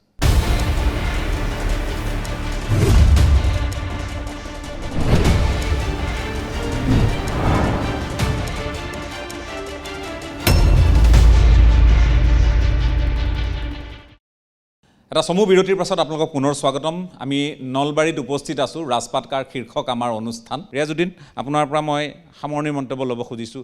এই ফেক্টৰসমূহ গৌৰৱ গগৈ, ডক্টৰ হিমন্ত বিশ্ব শৰ্মা বা জয়ন্ত মল্ল বৰুৱা নিজে ভিন্ন ধৰণৰ আলোচনা, ৰাজ্যৰ উন্নয়ন বিকাশ, বিভিন্ন ধৰণৰ আঁচনি, বিভিন্ন ধৰণৰ প্ৰকল্প ৰাজ্যত নতুনকৈ স্থাপন হোৱা, ছেমি কণ্ডাক্টৰৰ পৰা আৰম্ভ কৰি মহাবাহুৰ ওপৰত কেইবাখনো দলং, শোভাবৰ্ধন কৰা বহু আঁচনি, ৰাইজৰ বাবে লোৱা আঁচনি, মহিলাসকলৰ বাবে লোৱা ইত্যাদি অনেক আঁচনি কেনেধৰণে মানুহৰ মনত ক্ৰিয়া কৰিব, খুব সংক্ষেপে মই আপোনাৰ পৰা জানিব খুজিছোঁ। মই ভাবোঁ যে এই যে আগত নিৰ্বাচন আহি আছে, এই নিৰ্বাচনত আমাৰ উঠি অহা নতুন প্ৰজন্মই আমাৰ চৰকাৰখনে কি কাম কৰিলে, কোনটো দৃষ্টিকোণৰ পৰা চৰকাৰখনে আমাৰ ছাত্ৰ সমাজক প্ৰভাৱান্বিত কৰিলে, আমি হিতাধিকাৰী হোৱা বাবেই আমি বাবু আঁচনি, নিযুত মইনা আঁচনি এইবিলাক পোৱাৰ কাৰণে চৰকাৰখনক ভাল পালোঁনে, স্কুটিখন পোৱাৰ বাবেই আমি চৰকাৰখনৰ প্ৰতি আকৃষ্ট হ'লোঁনে, চৰকাৰখনে কৰি অহা সকলোবিলাক কাম আমি পজিটিভ নিগেটিভ সকলো বিশ্লেষণ কৰি এটা সিদ্ধান্তত উপনীত হৈ চৰকাৰখনক ভাল পালোঁ, এই কথাবিলাক চোৱাৰো কিন্তু প্ৰয়োজন আছে। কাৰণ আজিৰ ছাত্ৰ কাইলৈ ভৱিষ্যতৰ নাগৰিক। মই শেহতীয়াভাৱে এটা টকশ্ব'ত দেখিছিলোঁ যে কেইগৰাকীমান মেধা সম্পন্ন ছাত্ৰ ছাত্ৰীয়ে এটা আশ্চৰ্যজনক এটা কথা কৈছিলে উন্নয়ন সম্পৰ্কত, যে মাকে হেনো কিবা আঁচনি পাইছে, অৰুণোদয় পাইছে, তেওঁ ছোৱালীগৰাকীয়েও এখন স্কুটি পাইছে, গতিকে চৰকাৰ এইবাৰ বিজেপিৰে হ'ব। আমি ভাবোঁ যে ৰাইজে আচলতে তেনেকুৱাকৈ মেধাসম্পন্ন ছাত্ৰ ছাত্ৰীৰ দৃষ্টিভংগীটো নহয়, য'ত গৰিষ্ঠ সংখ্যক মানুহৰে চিন্তা তেনেধৰণৰ, গতিকে আপোনাক শাসন কৰিবলৈ আগবঢ়া সেয়া কংগ্ৰেছৰ নেতৃত্বত হোৱা বিৰোধীয়ে হওক বা বিজেপিয়ে হওক শাসক পক্ষ, তেওঁলোকেতো পৰিকল্পনাবোৰ তেনেকৈয়ে যুগুত কৰিব। মই একদম সঁচা অৰ্থত, যিহেতু মই নিজেই ৰাজনীতি বিজ্ঞানৰ ছাত্ৰ আছিলোঁ, গতিকে আমি কিন্তু এই বস্তুটো ৰাজনৈতিকভাৱে আমি প্ৰতিগৰাকী ছাত্ৰ ছাত্ৰী, প্ৰতিগৰাকী সচেতন মানুহে সঁচা অৰ্থত সচেতন হ'ব লাগিব। আৰু এতিয়াতো দেখা পোৱা যায় ৰাজনীতিত এই তৈলমৰ্দনৰ যিটো ব্যৱস্থা, এতিয়া তেল মৰা ৰাজনীতিটো বেছিকৈ চলে। আৰু এতিয়া গণতন্ত্ৰত মানে এনেকুৱা কিছুমান গণতন্ত্ৰই ধুৰন্ধৰ ৰাজনীতিবিদৰ সৃষ্টি কৰিছে, য'ত জনসাধাৰণক কেৱল মাত্ৰ বিপথে নিয়াৰহে চিন্তা কৰে। কৰ্মীয়ে কাম কৰি আছে, নেতাই দল সলনি হৈ। গতিকে সৌসিদিনালৈকে ৰাতুল কলিতাই আমাৰ নলবাৰীৰে বিজেপিক তীক্ষ্ণ সমালোচনা কৰিছে। আটাইতকৈ সমালোচনা কৰা ৰাতুল কলিতা আজি বিজেপিলৈ গ'ল, আজি বিজেপিলৈ গৈছে। এতিয়া কি বুলি ক'ব আমাৰ মানুহে, আমাৰ মেধাসম্পন্ন ছাত্ৰ ছাত্ৰী, এখন দৃষ্টিভংগীটো ছাত্ৰ ছাত্ৰী লাগে কিন্তু। ঠিক আছে, গতিকে দৃষ্টিভংগী হয়, মই ধন্যবাদ জনাইছোঁ। ডক্টৰ জ্ঞানেন্দ্ৰ বৰ্মন, মই আপোনাৰ কাষলৈ আহিছোঁ। বিৰোধীৰ ভূমিকাখিনিক সামগ্ৰিকভাৱে নলবাৰীৰ ৰাইজে কেনেধৰণে লক্ষ্য কৰিছে বুলি আপুনি ভাবে? কাৰণ চাওক যে অন্ততঃ এটা আদৰ্শক লৈ বা আদৰ্শগত যুঁজৰ কথা কৈছে গৌৰৱ গগৈয়ে কৈছে যে এইটো মানে এতিয়া যিটো টিম মানে বিজেপিৰ যিটো দল যিটো টিমে কাম কৰি আছে এইটো এক্স কংগ্ৰেছী মানে প্ৰাক্তন কংগ্ৰেছী আৰু তেওঁলোক হ'ল আজিৰ প্ৰজন্মৰ কংগ্ৰেছী গতিকে প্ৰাক্তন কংগ্ৰেছী আৰু আজিৰ কংগ্ৰেছীৰ যুঁজ বুলিও অভিহিত কৰিব খোজে বিৰোধীৰ এনেধৰণৰ কথা কামে কেৱল চৰকাৰক কৰা সমালোচনাই তেওঁলোকক নিৰ্বাচনী বৈতৰণি পাৰ হোৱাত বা সহায় কৰিবনে বা কৰাত সহায় কৰিবনে কেনেধৰণে গোটেই বিৰোধীৰ ৰাজনীতিটো আজিৰ তাৰিখত মানুহে জুখিমাখি চাব মই অকণমান জানিব খুজিছোঁ আপুনি চমুকৈ গুৰুত্বপূৰ্ণ দিশ কেইটামান উনুকিয়াইছে মই চমুকৈ ক'ব চেষ্টা কৰিছোঁ মূল্যবোধৰ অৱক্ষয় এই কথাটো ৰাজনীতিত আমি দেখিছোঁ কিন্তু আৰু মই ভাবোঁ যে আত্মাক আহত কৰি শৰীৰৰ উৎকৰ্ষতাৰ কথা কোৱাটো অৰ্থহীন হ'ব মই এই কণ্টেক্সতে কথাটো কৈছোঁ যে নেতাবোৰে শিৰ ফুলাই ফুলাই এটা দলক গালি পাৰে আৰু দেখিব নেক্সট দিনাখন ৰাতিপুৱা যাক গালি পাৰিব তাৰ শিবিৰতে তাৰ কোলাতে উঠেগৈ এনেকুৱা মূল্যবোধহীন এক ৰাজনীতি অসুস্থ এক বাতাবৰণ এয়া কাম্য নহয় হয় বিৰোধীয়ে আজি মানে তেওঁলোকে নিজৰ স্থিতিটো বা আদৰ্শটোক অন্তত ঠিক আছে তেওঁলোকে দলে তেওঁলোকৰ লগত অন্যায় কৰিছে কিন্তু আদৰ্শটোক সাৰোগত কৰি চলি থাকিব পৰা এইটো দম্ভটো এইটো লাগে কিন্তু একজেক্টলি আপোনাৰ মানে আইডিঅলজিকেল অৰিয়েণ্টেশ্যনটো ইমানেই ব্যক্তিগত লালসাত আইডিঅলজিটো এনেকুৱা কম্প্ৰমাইজ হৈ যায়নে ৰাতিৰ ভিতৰতে এই কথাটোৱে মোক আচৰিত কৰে ময়ো এটা মূল্যবোধত বিশ্বাস কৰোঁ ক্লাছ 8ৰ পৰা এটা মূল্যবোধত বিশ্বাস কৰি আহিছোঁ ধুমুহা আহিছে প্ৰত্যাহ্বান আহিছে প্ৰলোভন আহিছে আমিতো থাকিবলৈ চেষ্টা কৰিছোঁ মূল্যবোধ ধৰি ৰাখিবলৈ চেষ্টা কৰিছোঁ প্ৰাপ্তিৰ আকাংক্ষা নহয় সমৰ্পণৰ অংগীকাৰ দেশ আৰু জাতিৰ সেৱাত সেই চেতনা ধাৰণ কৰিবলৈ চেষ্টা কৰিছোঁ গতিকে এই কথাবিলাক দেখিলে বিচলিত হোৱা যে আচৰিত লাগে এই যে মূল্যবোধবিহীনতা এটা পৰিৱেশ সৃষ্টি হৈছে যিয়ে নহওক সমসাময়িক ৰাজনৈতিক ক্ষেত্ৰত সেইটো এটা বাস্তৱতা পলিটিকেল প্ৰেগমেটিজিম তেতিয়া মোৰ ইম্পৰ্টেণ্ট দেন আইডিয়েলিজিম এনেকুৱা লাগিছে কথাটো কিন্তু সমসাময়িক ৰাজনীতিৰ প্ৰেক্ষাপটত আজিৰ প্ৰেক্ষাপটত এনেকুৱা লাগিছে যে বিৰোধীৰ যিটো অনৈক্য সেইটো আমি দেখিছোঁৱে আৰু সেইটো আমাৰ নলবাৰী জিলাতো পৰিস্ফুট হৈছে বিৰোধী অনৈক্যই বিৰোধীক দুৰ্বল কৰিছে আৰু একে সময়তে যোগাত্মকভাৱে চাবলৈ যাওঁ উন্নয়নৰ আকাংক্ষা বহুত কিন্তু আজি সকলোৱে দল মত নিৰ্বিশেষে আজি সকলোৱে এটা কথা স্বীকাৰ কৰিছে যে নলবাৰীত কিন্তু উন্নয়নৰ এক শক্তিশালী প্ৰবাহ বৈছে আজি সকলো স্তৰতে আজি উন্নয়ন দেখিবলৈ পোৱা গৈছে হয় আমাৰ আকাংক্ষা অধিক মই আকৌ কৈছোঁ আকাংক্ষা অধিক লাগে আমাক কিন্তু যোৱা 10 বছৰ আগত যিটো হোৱা নাছিল আজি সেইটো সম্ভৱ হৈছে আৰু তাৰ সুফল বিজেপিয়ে বা NDA পাব এনেকুৱা ধাৰণা হৈছে আৰু সামগ্ৰিকভাৱে এজন বিশ্লেষক হিচাপে যদি মোক চাবলৈ দিয়ে আপুনি যিবিলাক আঁচনি গ্ৰহণ কৰিছে বাইদেৱে মহিলাৰ কথাটো উনুকিয়াইছে মই এক ছেকেণ্ড ক'বলৈ ভাল পাম অসমত 76 কনষ্টিটুৱেঞ্চিত মহিলা মেজৰিটি আৰু এই চৰকাৰখনে 32 লক্ষ মহিলাক ডাইৰেক্ট মহিলা উদ্যমিতা আঁচনিৰ ধন দিছে অৰুণোদয় আঁচনিৰে প্ৰায় 40 লক্ষ পৰিয়ালক সাঙুৰি লৈছে হয় এইবিলাক যথেষ্ট নহয় নিযুত মাইনা আঁচনি আছে কিন্তু এইবিলাকে কি কৰিছে আৰ্থিক নিৰাপত্তাৰ দিশত মহিলাক আৰ্থিক নিৰাপত্তা প্ৰদানৰ কাম কৰিছে ইকনমিক এক্সপানশ্যনত সহায় কৰিছে পাৰ্চেজিং পাৱাৰ যদি ইকনমি যদি বৃদ্ধি হ'ব লাগে আমাৰ ইকনমি এক্সপাণ্ড হ'ব লাগে পাৰ্চেজিং কেপাচিটি অত্যন্ত দৰকাৰ আৰু সেইকাৰণে চাব লক্ষ্য কৰিব যোৱা 5 বছৰ যে অসমত হায়েষ্ট ইকনমিক গ্ৰ'থ হৈছে এই ৰিফ্লেকশ্যন হৈছে কিয় ক্ৰয় ক্ষমতা লাগিব নাগৰিকৰ ক্ৰয় ক্ষমতা অকণমান হ'লেও অতি গৰীব মানুহজনৰ ঘৰত যে আহিছে সি আমাক ইকনমিক সমৃদ্ধিত সহায়ক হৈছে আৰু আৰ্থিক নিৰাপত্তা অকণমান হ'লেও প্ৰদান কৰিব পাৰিছে হয় আমাৰ কৰণীয় অধিক আছে আমাৰ 63 লক্ষ বিঘা ভূমি বেদখল হৈ আছে এই নলবাৰী জিলাৰ বৰক্ষেত্ৰী ইয়াৰ পৰা বেছি দূৰ নহয় আপুনি NRCৰ যেতিয়া ডাটাবিলাক চালোঁ আমি দেখিবলৈ পালোঁ তাৰ যিবিলাক চৰ আছে ভাংনামাৰী চৰ গোটেই চৰবিলাক 1950 চনৰ আপুনি চাব ভোটাৰ লিষ্ট তাত 100% খিলঞ্জীয়া মানুহ আৰু আজি আপুনি যাব 100% অচিনাকি মানুহ এই নলবাৰী শ্বহীদৰ ক্ষেত্ৰ দেশ আৰু জাতিৰ কাৰণে সৰ্বোচ্চ সমৰ্পণ কৰা ক্ষেত্ৰ এয়া নলবাৰী আৰু এই ৰাইজ আজি আশ্বস্ত হৈছে যেতিয়া দেখিছে চৰকাৰে অন্তত কিবা এটা কৰিবলৈ চেষ্টা কৰিছে সত্ৰৰ মাটি উদ্ধাৰৰ ব্যৱস্থা কৰিব পাৰিছে বনাঞ্চলৰ মাটি উদ্ধাৰৰ ব্যৱস্থা কৰিব পাৰিছে খিলঞ্জীয়াৰে আশ্বস্ত কৰিছে কিছু পৰিমাণে হয় উই হেভ মাইলছ টু গ' জাতিক আমাৰ সুৰক্ষা কবচ কুণ্ডলী পিন্ধাবলৈ বহুত কৰিব লগা আছে কিন্তু মই ভাবোঁ যিখিনি কৰিছে যোৱা 5 বছৰত সেয়া অনন্য জাতি সুৰক্ষাৰ দিশত মই ভাবোঁ গুৰুত্বপূৰ্ণ কাম হিমন্ত বিশ্ব শৰ্মা ডাঙৰ নেতৃত্বত হৈছে আৰু তাৰ সুফল মই ভাবোঁ বিজেপিয়ে পাব নলবাৰীও দিব নিশ্চিতভাৱে ঠিক আছে ধন্যবাদ জ্ঞাপন কৰিছোঁ এটা বিৰতি পুনৰ লৈ লৈছোঁ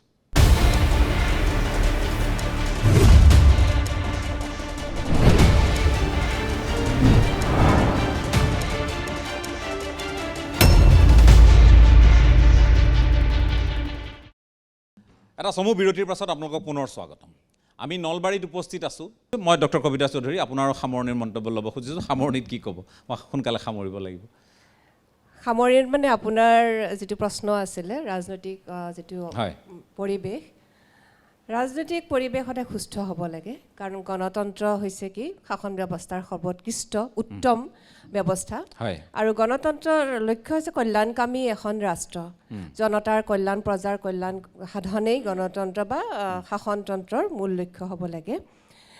আমাৰ দেখা যায় যে এই নিৰ্বাচনী প্ৰচাৰৰ সময়ত ৰাজনৈতিক দলবোৰে শিক্ষা এই বিষয়টো খুব কমকৈ গুৰুত্ব দিয়া দেখা যায়। তেওঁলোকৰ বাজেটতে কমকৈ নিৰ্ধাৰণ বাজেটত 1964 চনতে কোঠাৰী আয়োগে কৈ গৈছিলে ৰাষ্ট্ৰীয় উৎপাদনৰ 6% শিক্ষাত মানে বিনিয়োগ কৰিব লাগে।